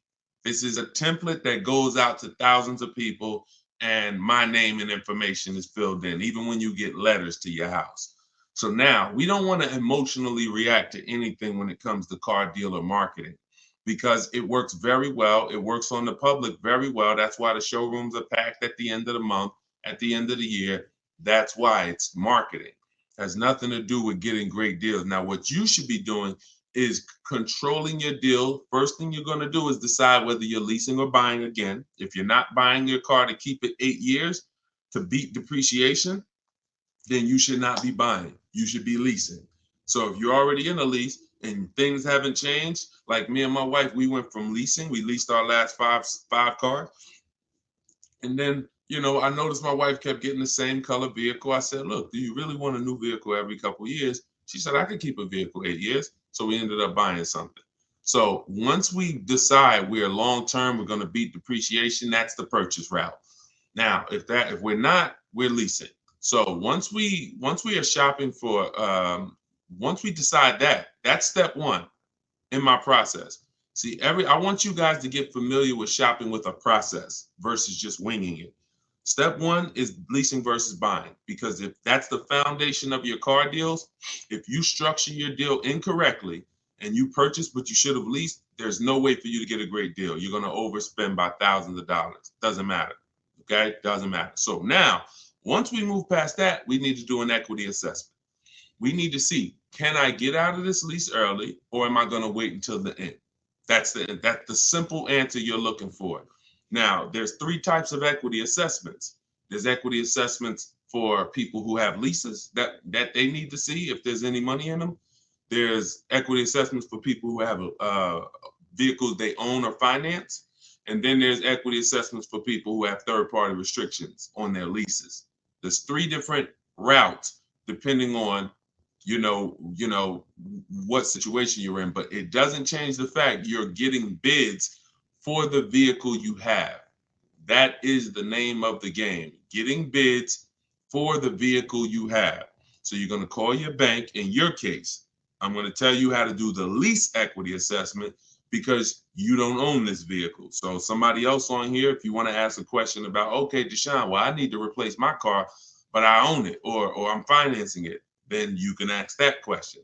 But in your case, what you're going to do is call your leasing company, get your payoff, and then you're going to ask them, do I have a third-party restriction? Now, if they say, no, you don't have a third-party restriction, great. You're going to simply go to get the 6 bids from these 6 companies, CarMax, Driveway, Carvana, Kelly's Blue Book Instant Cash Offer. The Kelly's Blue Book Instant Cash Offer tool where they connect you with a local dealer who makes you a cash offer. And AutoNation, Sell My Car, and Car Guru, Sell My Car. The last 3 connect you with a local dealer to get a bid. The first 3 are online car buyers. These are the most savvy car buyers. They cut checks instantly. This isn't like listing your car privately. This is like, hey, I come in, I see you do an inspection, I leave with a check. So these are the bidders right here. So this takes 20 minutes. When you go on these websites, you're going to see a question that says, is your vehicle owned, leased, or financed? You want to put owned. You want to put owned. So if you don't have a third-party restriction, you simply reserve the right to sell to the highest bidder, but you're going to need to now put that offer on hold, and then you begin shopping for your replacement car. But only if you have equity. If you don't have equity, then you're going to wait. If you see that your payoff is 18 and your highest offer is 17, you don't have equity. You're just going to wait until you got about 1 month left on your lease, and then you'll start shopping. Once you pay your last payment, you can start shopping because you can always extend the lease for free. I like to have at least 3 months to shop. I like to have at least 3 months to shop. I want to see the offers for 3 months. I want to see if the offers are phenomenal first month, I'll take it. If my lease is up and the offers weren't good the first month, then I'll extend the lease for free for a month. So I'm going to give myself 2 to 3 months. So as soon as you make your last payment, that's when I will begin shopping if you don't have equity in the lease. Now, if you have a third-party restriction, you're going to follow that same process I just told you, except you're going to end up selling to a used car manager at a dealership that makes the same brand as you. Give you an example. If you have a third-party restriction on a BMW, you can only sell to a BMW dealer. You can't. And some people buy the car and resell it. I don't like doing that because you pay taxes and fees when you do that. I simply like to get bids from at least 3 BMW dealers, and I'll sell to them. So that's how we do it. That's the first step. There's nothing else to think. Many people think, oh, well, what about the next car, the replacement car? Until you do your equity assessment, there's nothing else to think about. And I don't want you thinking about multiple steps when you haven't done the most important step for you right now, which is the equity assessment. After that, you can move. So my book is 7 steps. You got to do 1 step at a time because it's not a thing you read. We don't do the whole process. We do it one by one. If you called me and said, Deshone, I'm getting a call. What's my first step? I'm going to tell you this. And then you call me back when that's done. Okay, I did that. Now, what's this now? Here we go. Do this now. Go to these websites. All right, perfect. I'll call you back when I'm done. All right, perfect. And before you know it, we're at step 7 and you're picking up your car. But it's an action program. Okay, and there's little steps along the way to make sure that we protect ourselves and save the most money and get below market deals. Okay, so handle that. Go ahead, Dolan. All right, we are live, y'all, so you can keep typing your questions. I see you. Thank you, JC Math. Thank you for all your knowledge. Appreciate you. That's what we're here for. Use it. Use it. Don't be a listener. Be a doer. All right. TikTok, does down payment really matter? It doesn't, Tyrant. We always shop with all our deals with no down payment. We always shop with all our leases with no down payment. And when we're buying our cars, we're shopping for the car separate from the loan. So you have to understand something. The reason why you get down payments mixed up is because you mix the buying of the car with the getting of the loan. You're in the business of getting the loan from the dealer, and there's nothing wrong with that if it's done correctly. We do not shop and say, okay, how much is this car a month? And can I get it with no money down? No, that means you're mixing two things. I want to buy a car from you, but I'm also going to give you my loan as well. I want you to just mix it up. No, because there's money in both of those transactions. So when we are shopping for a car to purchase, we're shopping for the dealer who's going to give us the best price on the car. That's priority one. The loan is completely separate. The person who's going to give you the loan is you're going to use, if you're following what we teach, you're going to use our bank bidding war process, where multiple banks and credit unions bid for our business without hurting our credit. You got to know how to do this strategically. Okay, it's called the bank bidding war, where we have everything we do as a bid. That's how we eliminate buyer's remorse. That's how we guarantee we get below market prices. That's how we guarantee we get below market loans. Everything is a bid. So when you are looking for your car, you're looking for the car. If you're looking at a Nissan Altima, you're looking for the Nissan dealer that's going to sell you the car at the lowest price. And you're going to need 5 offers to do that. So once you find the Nissan dealer that's going to sell you the car for the lowest price and beat all their competitors, this is now when we come home and we get our loans in order. This is when we come home and we say, okay, boom.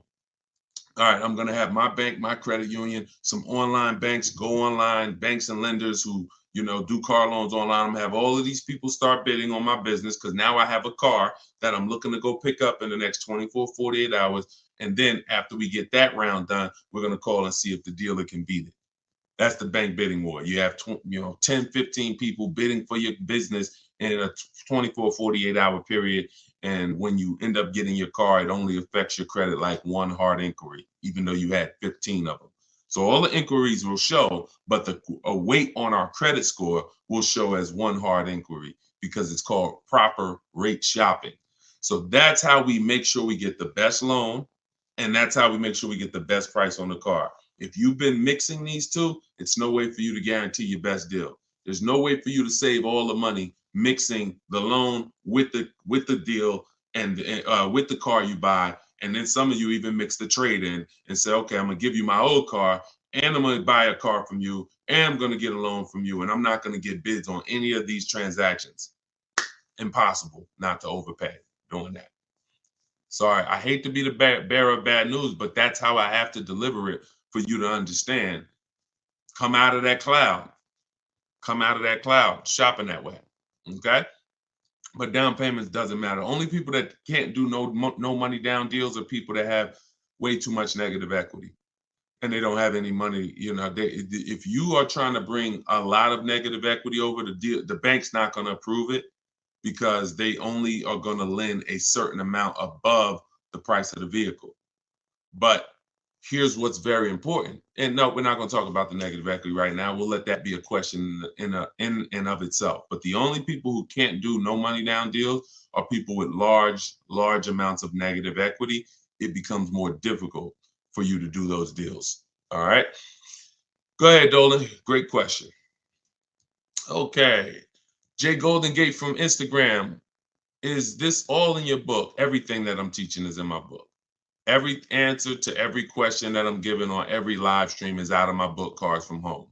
7 Steps to Saving Time, Money, and Avoiding Dealerships. I even try to let you know what step I'm teaching from, because I want you to get familiar with the steps. Step 1 is the most important question. How many years you keep in the car? That's the 8-year rule, leasing versus buy question, because that's the foundation of your car transaction. I could help you save all the money possible. You can get big discounts on the car, but if you purchase the car, but you should have leased it, you're going to overspend by thousands of dollars. So that's why that's the first step, most important question. Second step is equity assessment. Third step, we structure our deals. We need to know, and this isn't budgeting. This is literally structuring our deal and knowing on a lease, what would a good deal be? On a purchase, what are my offers going to be? What am I looking for purchase price wise to be below my budget?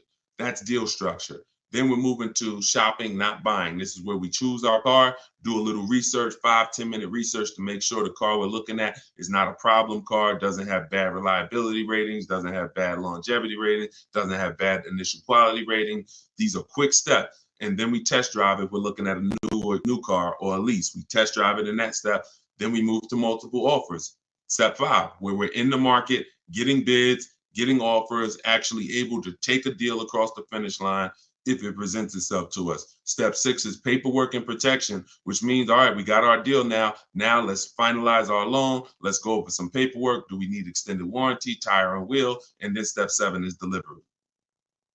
Everything I teach comes out of one of those 7 steps. And yes, that's all in my book. And you can get your copy at deshonsbook.com for 75% off for 30 minutes. Or you can go to my Instagram bio or TikTok bio, click that link there, and then click the button that says get the book for 75% off. You won't pay the $97. But yes, good question. Go ahead, Dolan. Will older Toyota Camrys 2023, 2024 be cheaper or have more incentives due to the redesign of the 2025 Camry coming out? That's a good question. You never know.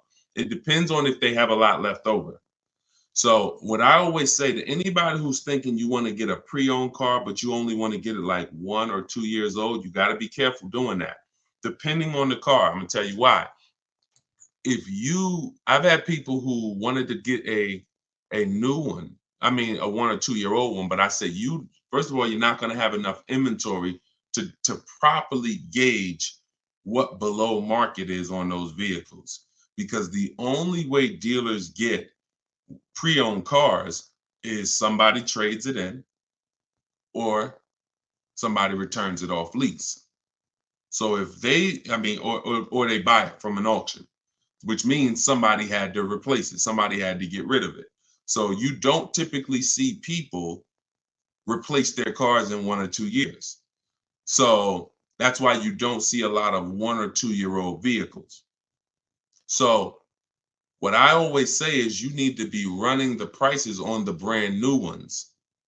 Now, in the case of a redesign, maybe you don't see too many incentives, but you still never know. We had somebody hop on the show 3 days ago, and she said that she got a brand new BMW X4 M Edition, popular truck, new, and she's saving $7,000 on that particular vehicle. So you just never know. But there are vehicles out here where you can save thousands off a brand new one. So give you an example. Somebody, Frena, she leased her Jeep. She probably got 10 grand off the price. Okay. And some of you know, if you've been on the stream before, that I regularly share people that get, on certain cars, you get 20. I mean, Maserati, Kimberly's Maserati, she got 20 grand off. Sean, he got 20 grand off on his F-150 Lightning. So you don't know what you're going to get until you get into the market and see what the demand is for that vehicle, and see what the rebates are. You don't know until you get all those offers. None of those people knew they were going to save 20 grand. No one knew they were going to save 10 grand, 7 grand. They only get in and then they get the offers and they see this is their best deal. So if I end up being able to save 7 grand off a new one, then what should I pay for a 1 year old one? That's the point. If the new market, if I don't have enough inventory to compare the 1 year old ones, because you're not, then I can only compare it to the new market. So if you do it my way, it takes 60 to 90 minutes to get all these offers. Before one trip to the grocery store, sitting down at your computer doing it my way, you'll be able to see what the market is for any vehicle. And when you really get quick, you'll be able to do it in like 45 minutes, copying and pasting. So once you see that, if the new market for the car is 7 grand off, how much should I pay for a 1 year old one? Well, it better be at least 10, maybe 11, because a brand new one is 7 grand off. Now, opposite is true. If I could only get 2 grand off sticker, that's my best offer. Then maybe a 1 year old one I'm looking for 7, 8 grand off sticker, 9 grand. So you got to know what the new market is, because the worst mistake you could make is to get a 1 or 2 year old pre-owned car that has a heavily discounted new car market. that has $5,000 rebates on the new car. Think about Sean. I want to use an extreme case, but even cases that are not this extreme will still make a huge difference. Sean, he saves 20 grand off his F-150 Lightning. What happens if somebody said, now that's a $73,000 vehicle I'm showing on the screen. What happens if somebody says, well, I want a 1-year-old one or a 2-year-old one? Now they think, all right, I'm gonna go and look for one that's probably about 50, 55. Now they go pay 55 for a 2-year-old one. But Sean getting his bids and revealing what the below market prices are on a truck like this, he saves 20 grand. So he pays 53 and the person buying the 2-year-old one pays 55. Do we understand how horrible that would be for the person who got the 2-year-old one? We clear? Type clear before we move on.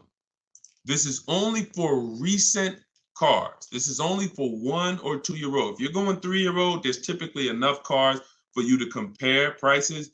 But those of you, we've had a lot of people over the years that target a 1 or 2-year-old one. I would tell you, shop the new car market, because that's going to give you the parameters you need to know what a deal should be on a 1 or 2-year-old one. All right, there we go. Good question. Let's go, Dolan. Shoot the next one up, brother. Let's put the banner back up for those of you who want your book, 75%. Now, just so you know, once that timer on my website hits 0, the price goes back up to $97. So be aware of that. Get your $24 book if you want. I mean, look, $97 is great. Let's be honest here. We usually keep cars for a while, but we see a lease deal for $189, 0 due. This is trash. This is trash. 36 months only for commuting to work, perfect credit. And I'm gonna tell you what's trash: advertisements. Deals are not advertised. First of all, the 189 is going to be on a specific vehicle, and it's not going to include taxes and fees. I'm under the mindset now, if it's 189, 0 due, 36 months for commuting, okay, 30,000 miles, which is right at what we do. That's 10,000 miles per year. All right, that's great. You can adjust the lease up to 30,000 miles a year if you want, but they only need 10. Do I need to negotiate this? That's always, look.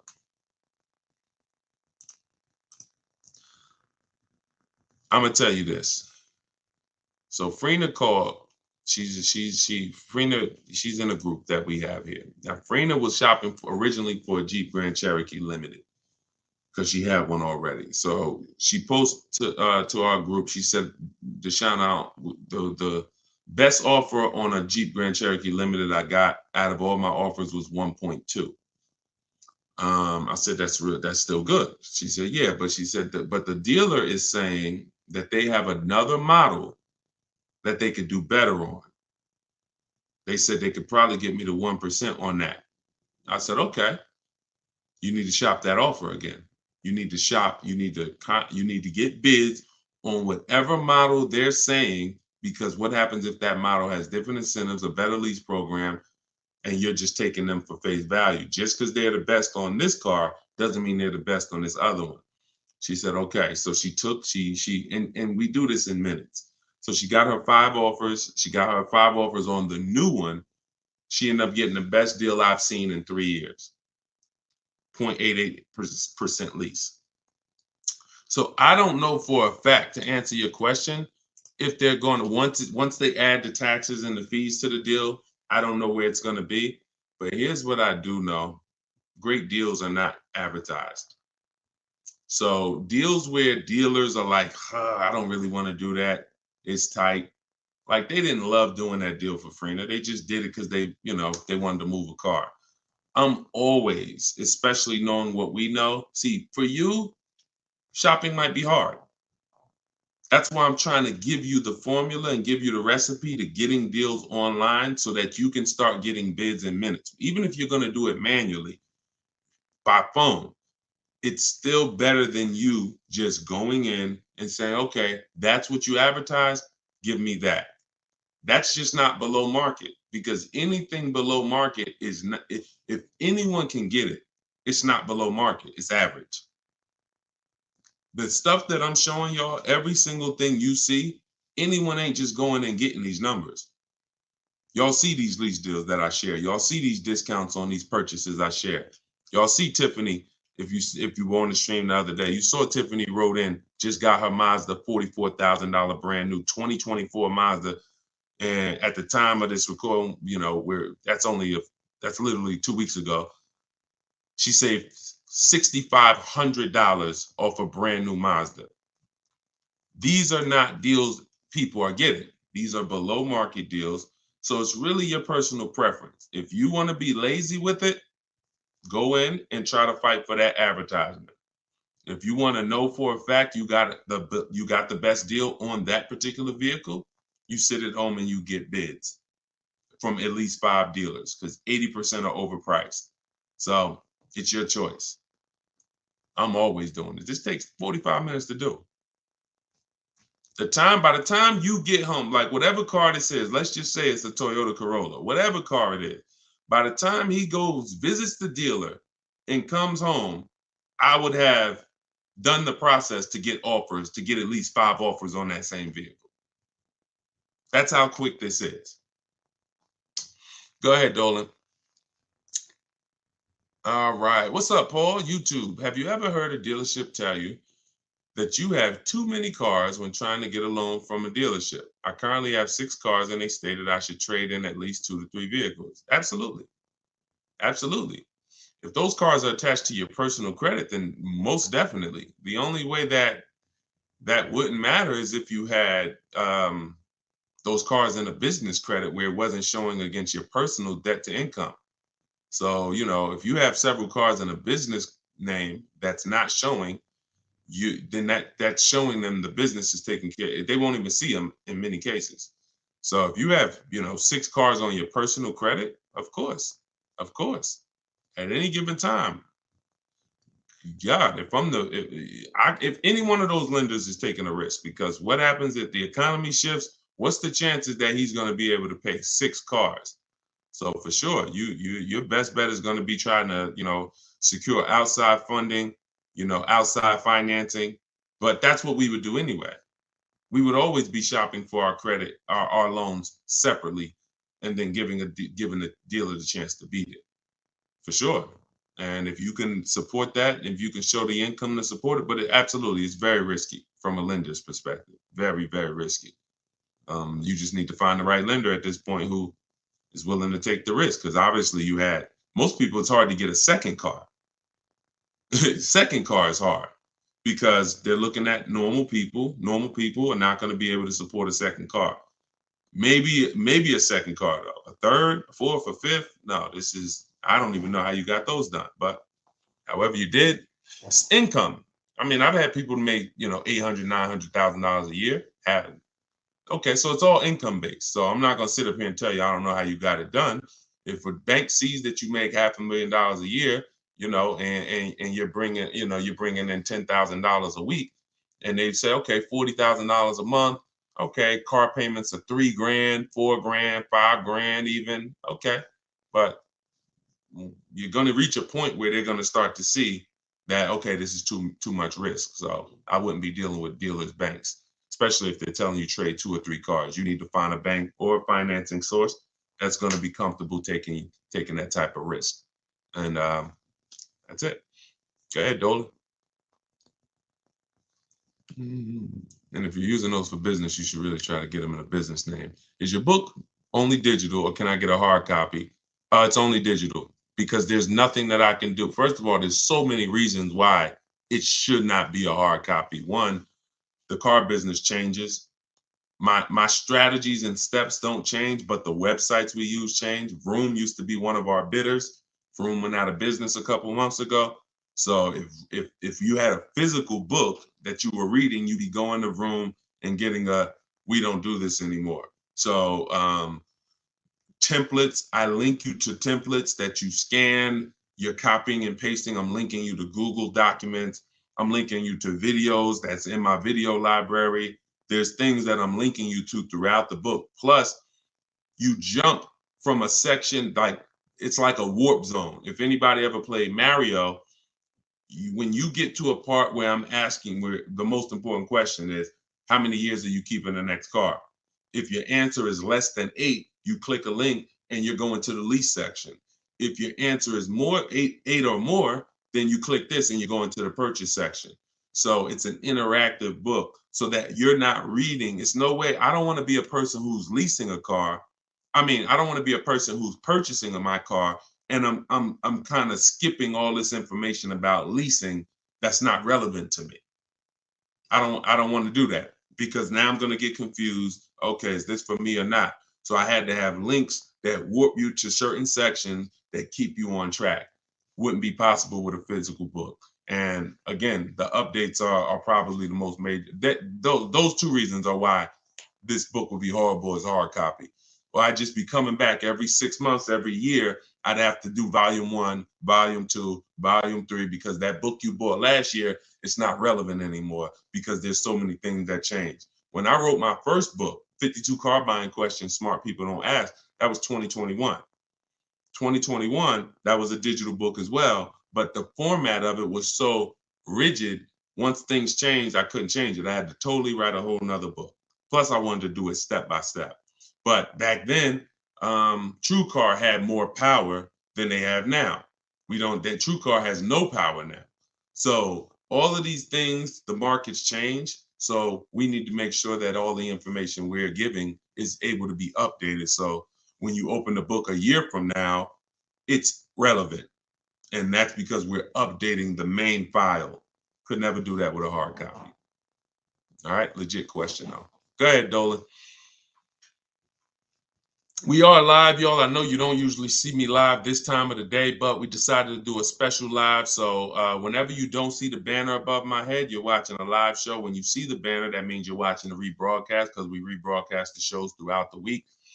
So that way, if you couldn't catch the whole show or if your friends and family need to see it, you can always point them to the show on any of the 4 platforms. But we are actually live now, so you can type your question. Do you suggest putting a car in your business name with or without a PG?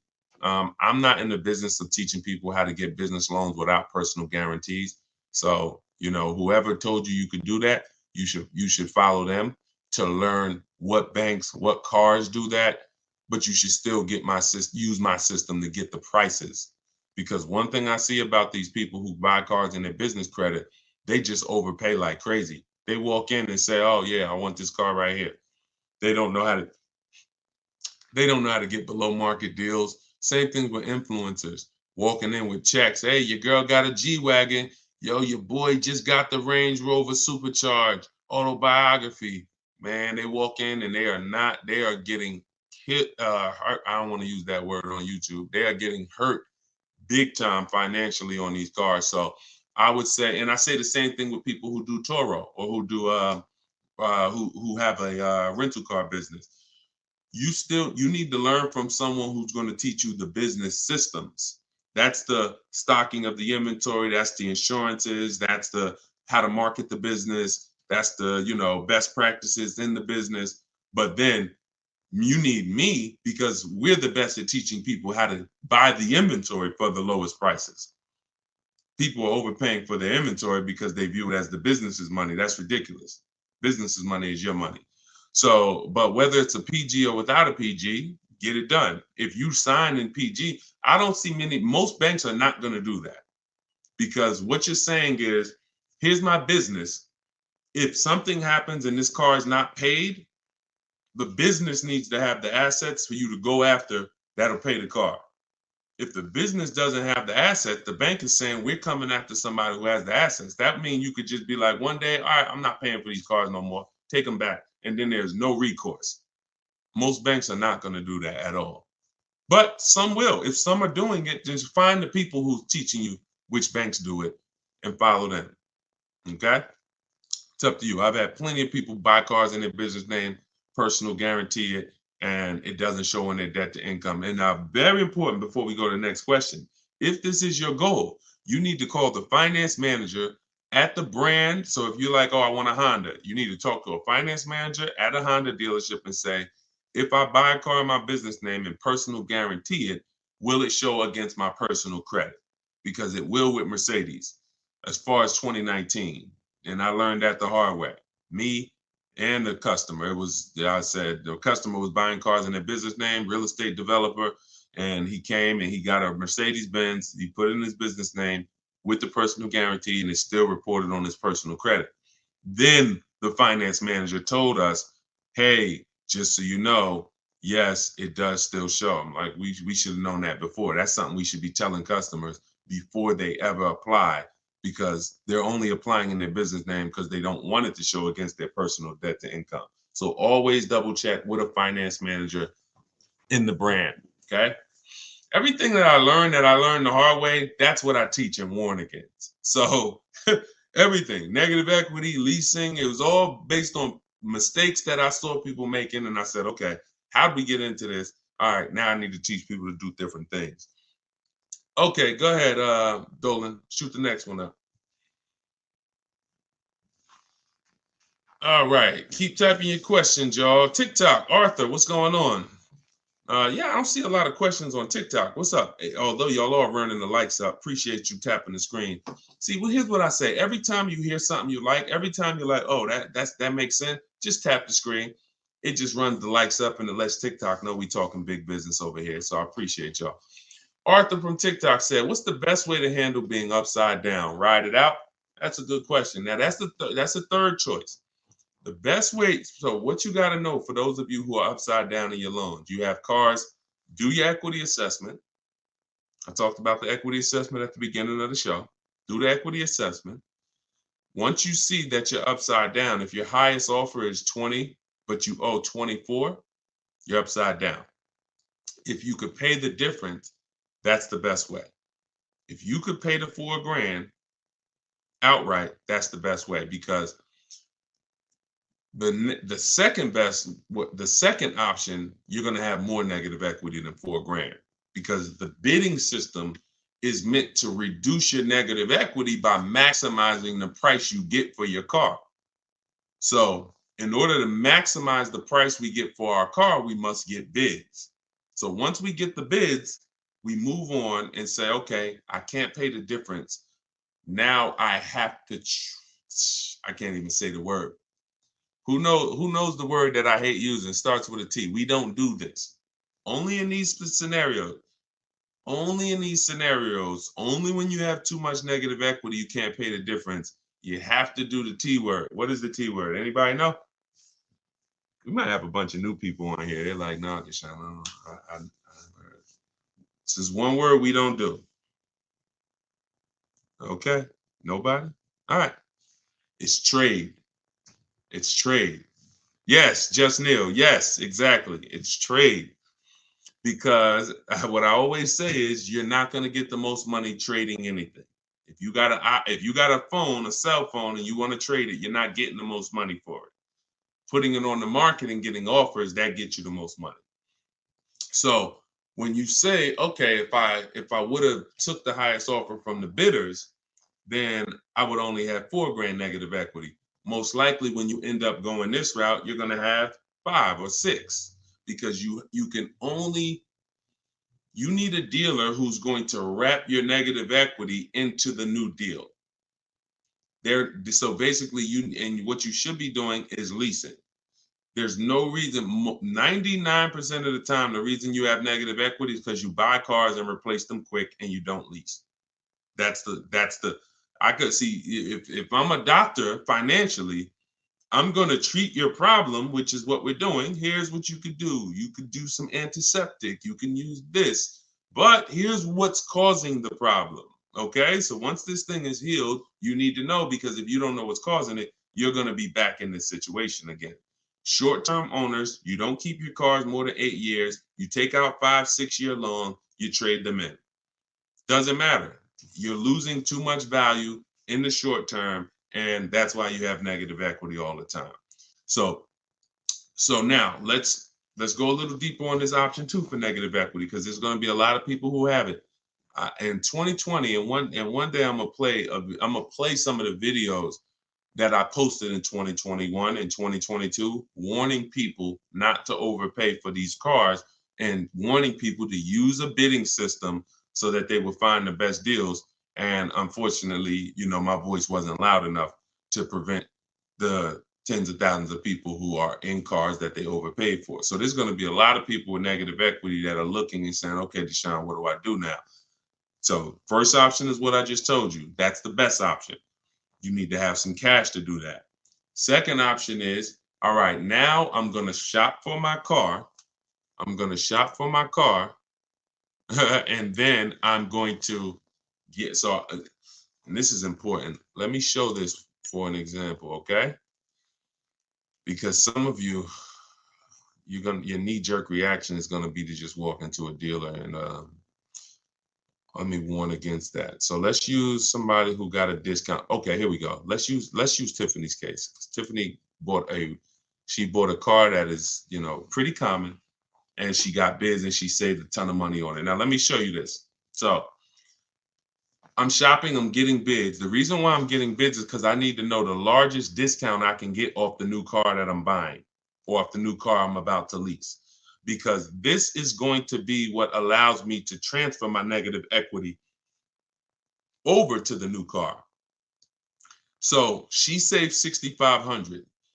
The reason why this part gets tricky for those of you who have a lot of negative equity, like, over $5,000, $7,000, really over $5,000 of negative equity. It gets tricky because the banks have something called a loan to value ratio. So if you look at where it says our deal MSRP 44,820, and those of you on TikTok, you'll watch it on the replay or you could jump over to YouTube. It's up to you.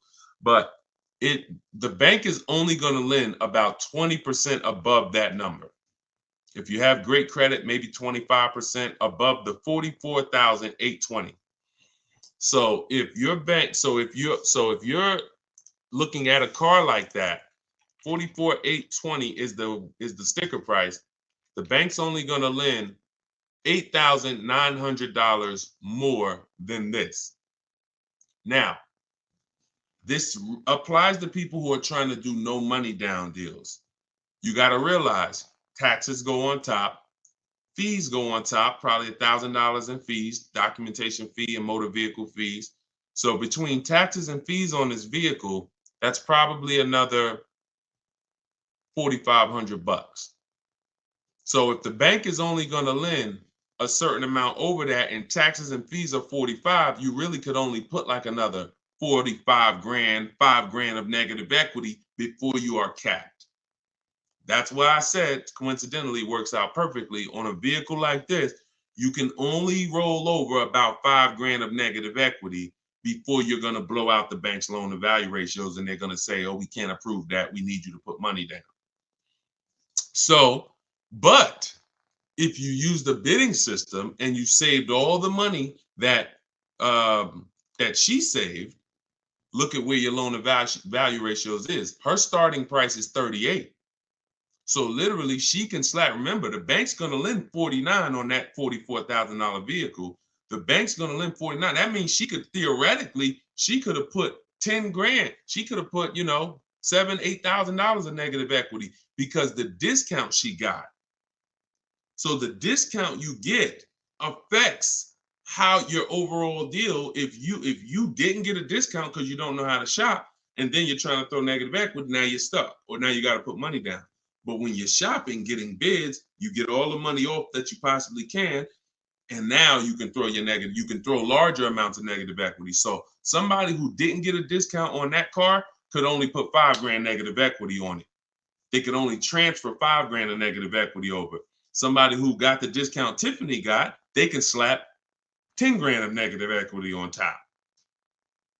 So that's what you need to know. You are always going to get bids. If you need to replace negative equity, you're always going to get your bid. If you're using my way, you're only going to get bids. You're not going to ever accept a deal without at least 5 offers. But when you start getting your 5 offers, for those of you who have negative equity, you're going to see it makes it a lot easier for you to transfer your negative equity over and still do a no money down lease. Because God forbid, if you put tons of money down on a lease and it gets totaled, you lose that money. So if you have to put money down, 3-4 grand to get it approved, then the vehicle gets totaled, you lose that money because you have to go shop again. But if you put no money down, you rolled over all the negative equity and the vehicle gets totaled, you walk away and you're fresh. Whole different positioning, whole different leverage, whole different exposure. If I just rolled 7 grand over of negative equity to this lease I'm driving, God forbid the vehicle gets totaled, none of my money's in it, I'm out the negative equity. And like, it's a blessing. As long as I'm not hurt, praise the Lord, it's a blessing. So this is financial strategy. I'm a strategist. So that's what you do. Those are the 2 ways to get out of negative equity. You pick your choice. And if you can't do either, then you got to stay and you got to pay down the loan. That's the third option. But once you're out of negative equity, get out of it and stay out of it. Most of you should be transferring that negative equity to a lease, and that's gonna solve your problems in the long run. Go ahead, Dolan.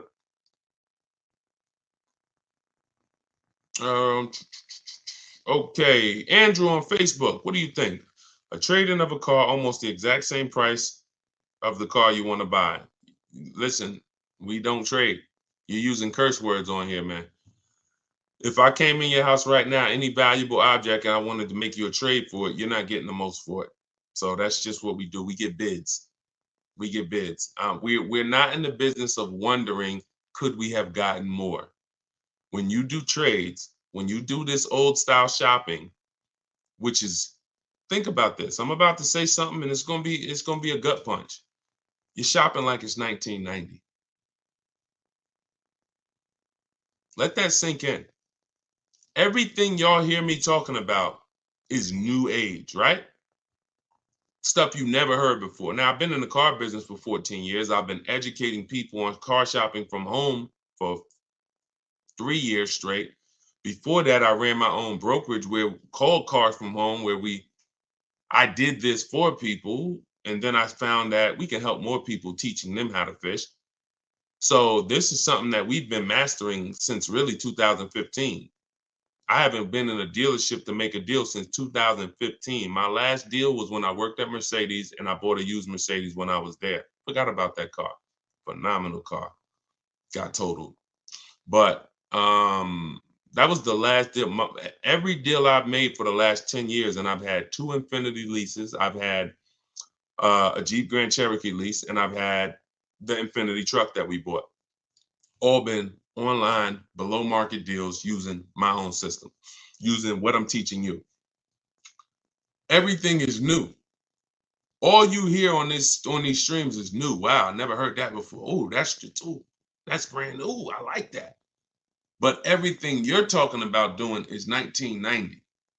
Go in, trade for cars, walk into a dealership, negotiate back and forth. If you're looking and saying, I'm doing the same things to buy my cars that people were doing 30 years ago, you should tell yourself, no wonder I ain't getting below market deals. No wonder I'm leaving hoping that I did all right. Oh, man, you think we could have got more money for the trade? Yeah, I know I should have tried to hit them more. I could have got another 1,500, but you know what, man, let's just, that's buyer's remorse. That's buyer's remorse. This stuff that you accept as normal, buyer's remorse. That is not what we do.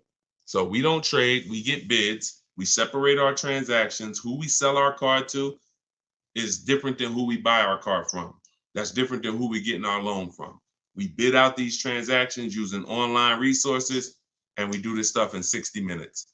So while you're there, before you even come back, one trip to the dealership, you've been there 4 hours, I'm here and we're talking to 20 dealers and we're getting thousands of dollars off while you could be potentially talking to an 80% dealer who's overpriced. Some of you know 80% of dealers are overpriced. Whenever you hear me say an 80% dealer, that means when you walk down the street or you drive down the road, if there's 10 dealers on the block, 80% of them are overpriced. 20% of them are great, but you don't know who's who. So if you go into an 80% dealer and he takes off $4,000 and you think you won, his price was so high to begin with that $4,000 he gave you, you lost. See, if I start $6,000 high and then I take off $4,000, you lost. If I start $2,000 high and take off $4,000, you lost. If I start at the normal price and take off $4,000 and beat my competition, you won. So this is what we do. It's a science from shopping from home.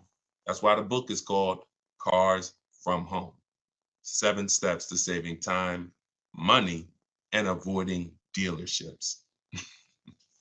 Go ahead, Dolan.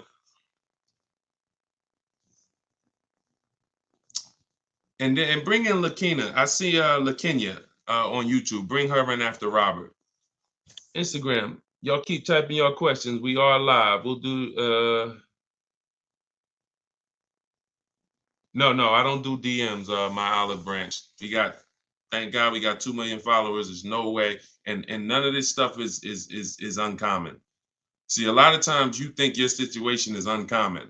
Like there's nothing. I've been in this business since 2006. There's nothing I haven't seen. People are, oh, but I got a special situation. No, you don't. It's special to you.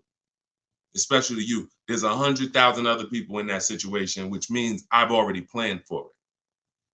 Unless you're a one-off situation where there's not 100,000 other people in this country in the same situation as you, it's already been planned for. I've seen thousands of transactions over the years, so I can plan for everything.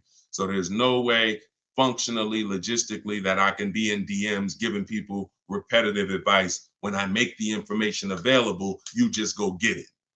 You want to get on the stream and try to get it? God bless you. You want to get my book and try to get it? God bless you. You want to go to my masterclass, link in my bio, and attend my masterclass and find out what you've been doing wrong? God bless you. You want to watch my social media videos that I put out every day? God bless you. You just get it. But that's what we do. All right, Robert, Facebook. What is the best way to look for a particular new car instead of going through each dealer's websites in various cities? To look for a particular new car, I'm going on a dealer's website. I'm going to 25 Mazda dealers' websites. I'm telling them what I want through the contact tab, and then I'm going to see who has a vehicle. That's the fastest way possible. That step in our process takes 20 minutes. If now that's what I said. You can try to do it your way, or you can use my templates and scripts, because my scripts are copy and paste. But you're not going to do this calling. It's hard because you don't know who has what car. That's why we go to all the dealers' websites and we reach out to them in 20-25 minutes. So once we know who has a car, then we have a conversation by email with those who have a car. It's the best way possible. There's no way better than that. Like, there's you going into a dealer, you calling dealers. No.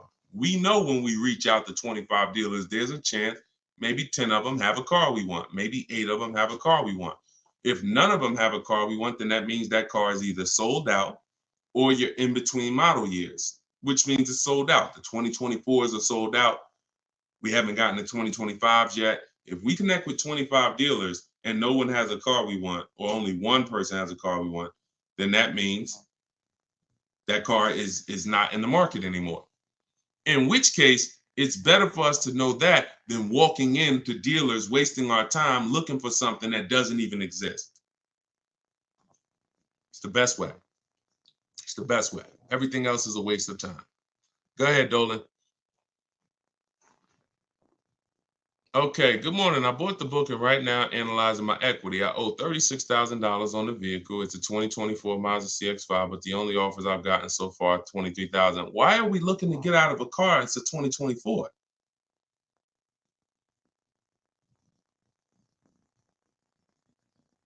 Manual appraisal to see if I get a better deal. My question is, because there's such a big difference in equity, why are we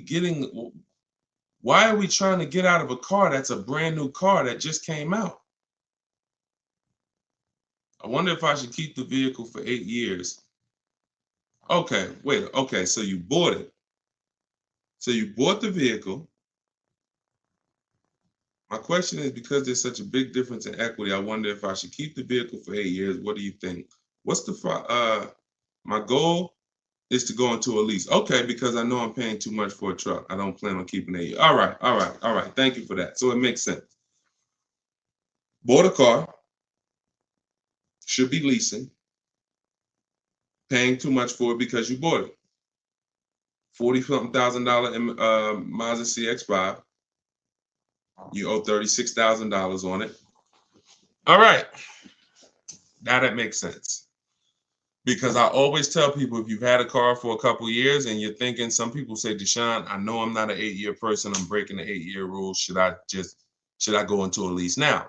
And my answer to them is always yes, because there's no benefit in you waiting. There's no benefit in you waiting to, pay off the car and then go lease. But this is a case where this vehicle is extremely new. And then you realize, okay, I shouldn't have bought it. I should have leased it. So what you're at the mercy at right now is the equity position, because y'all know what this means, right?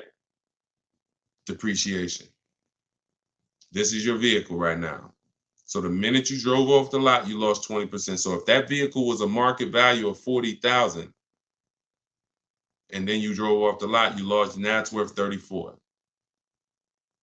Now it's worth 38, whatever it's worth. The point is, you lost a huge amount of value. So you're trying to, that's the biggest value that you can lose in a vehicle. Is a brand new vehicle. A year later, it's worth 20% less. So trying to replace it in that time is going to be extremely hard. Now, what I would tell you is, you didn't overpay. You just purchased your car. And you might have overpaid too. I'm not going to say you didn't overpay. So the key is, you could put your deal on the right. You could have a wrong structure for your life, which is you purchased when you should have leased, and you could overpay. Now, what we need to do is see what can we do at this particular point. You can only see where's your break even, or do you want to transfer with negative equity, or do you want to wait until you're at a break even and then transfer into a lease? The soon as you could do that, the better. And I'm going to tell you something. I had a close friend of mine. He's actually a business partner of mine. And he came into the system and he learned my system, and he had a Kia Telluride. Wasn't going to use it, but we're doing some business together. He's a banker, and we're about to build this banking application. So what happens, his Kia Telluride gets totaled. His wife has an accident. His Kia Telluride gets totaled. He didn't know about leasing either. He didn't know about the 8-year rule either.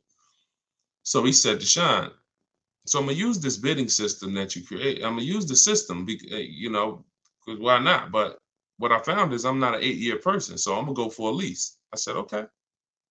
Getting the same vehicle, Kia Telluride. Hits me last week. We go out to dinner. He's like, so I'm picking up my Telluride, and then we'll go out to dinner afterwards. He said, I got him under $500 a month. It was like $479 on a Kia Telluride that I was just paying $800 for a month. I said, well, congratulations, man. He says, man, listen, it's just deal structure. So he's driving the same vehicle. In fact, he got a brand new one. And that's the revelation that most people are going to make. And that's really the big revelation, because the amount of money you're going to save is just going to be amazing. But you have to see at this point now, when does that make sense? Because I just bought this vehicle. It lost a ton of value naturally, because that's what it does. Depreciation has set in.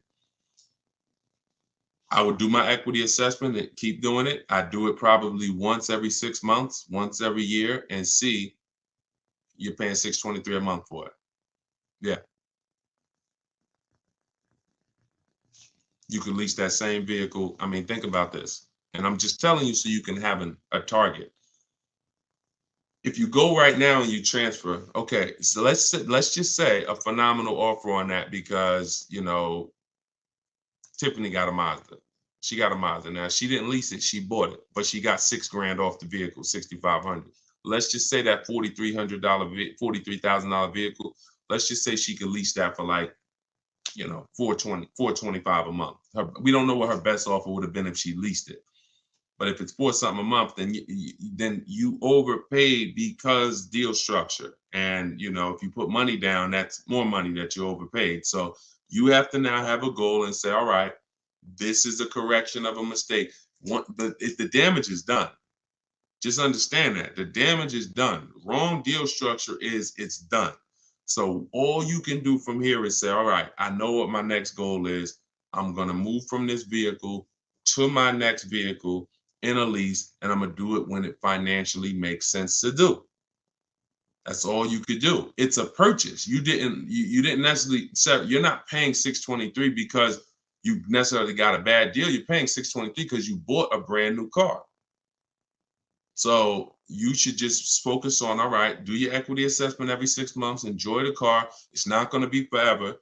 Hopefully in the next 12 months, 18 months, the equity position levels out where you can make a move from the car. And if you put a little money down, it'll help you. But think about that. Think about this, y'all. Real scenario. And we're not, and look, your story is going to help you if you follow this plan, but it's also going to help people who are going to be in your situation and who can avoid it. Because really, you probably, in order to get $623 a month, you either got a long loan, maybe 6-year loan, put a little money down. But what are we talking about? When you can replace that car, we're not talking about you getting any of that back, because you're not going to get it back. If we could break even right now, that would be a blessing, because you can move freely. So we're just praying to get to a point where you could break even, which means whatever money you put down, gone. Whatever the $600 something you're escaping to go into the lower lease payment, gone. So this is why I'm telling you guys, if you're not keeping your cars 8 years, you should only be shopping for great lease deals. It's impossible to get a great deal if you purchase a car, but you should have leased. Impossible. And I will tell this for everyone who's willing to listen, not be emotional, not listen to what Dave Ramsey's been telling them for years, because these are the facts. These are numbers. And I put this advice up against anyone in the world. Numbers are numbers. I love numbers. So here's what you do, LaKenya. Don't beat yourself up. Enjoy your new car. You could afford it, but you just know, future-wise, I'm going to be getting great lease deals, and I'm going to take the strategizing in it and the shopping for cars and understanding financial literacy with cars extremely serious, because I'm never going to repeat this again. Let it be an anchor to you to never go out here winging the process again, because this is your money. So the info is available. Run your equity assessment. When it makes sense to transfer it over, shop for your next car, get bids so that you can save all the money you need to save, and then go into a lease. That's all we could do. That's all we could do. I will shout from the hills, y'all. People say you only talk about leasing. They don't listen. 8-year plus people, no. We should be buying.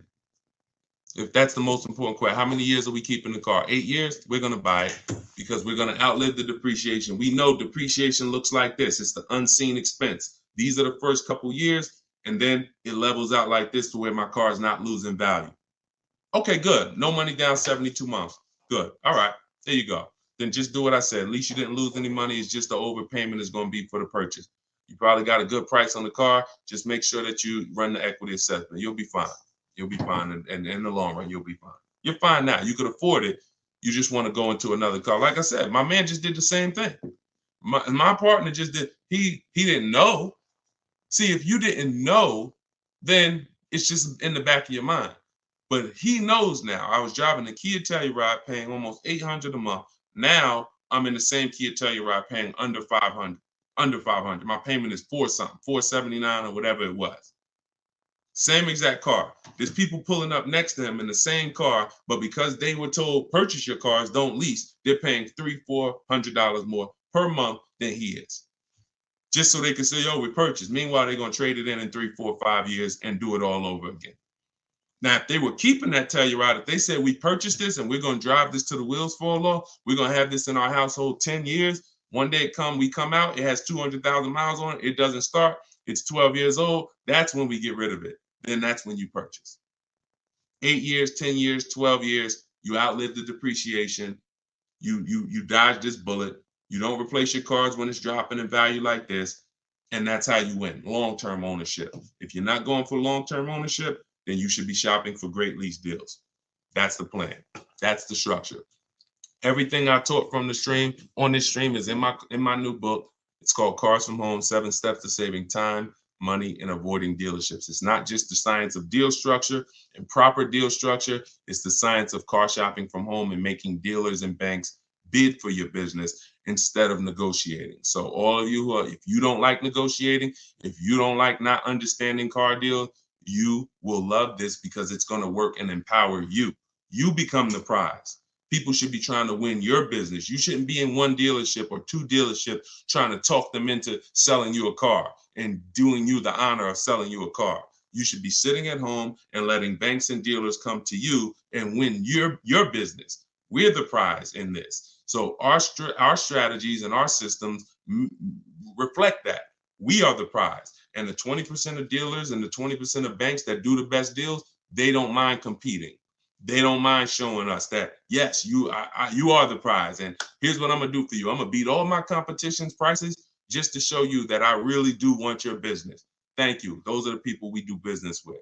So that's all in my book. You can get your copy for 75% off. It's normally $97, but you can get yours in my TikTok bio and in my Instagram bio. Just click that link and click the button that says get my new book 75% off, and you can get it for $24. But if you've been to the website and that timer started running, then when you go back, the price will be $97. It's on you to decide if, listen, I need this information. If I missed the $24 deal, I'm taking the $97. I need this information because this information will net you thousands of dollars on your first transaction. You saw what it did for Tiffany, $6,500 off her first car using the book. So get it in my bio or in the link. We put a comment in the Facebook section, in the Facebook and YouTube comments, deshonsbook.com. And if you're watching us on TV, of course, you can use your mobile phone. You can scan that QR code. And for all of you who want to attend my free masterclass, it's called Everything You're Doing Wrong, Buying, Selling, and Leasing Cars. You can also click that link and attend. You'll need about an hour though, and you'll need a pen and pad because we go very deep into leasing versus buying and 23 other mistakes that you're making that you don't know you're making. So you can do that. You can attend that, or you can attend that in my TikTok and Instagram bio as well. Like I always say, I make the information available. You get in where you fit in. Just get the information. All right. Great stream today. I appreciate everybody. Enjoy the rest of your day, and we'll see you on the next one. God bless you.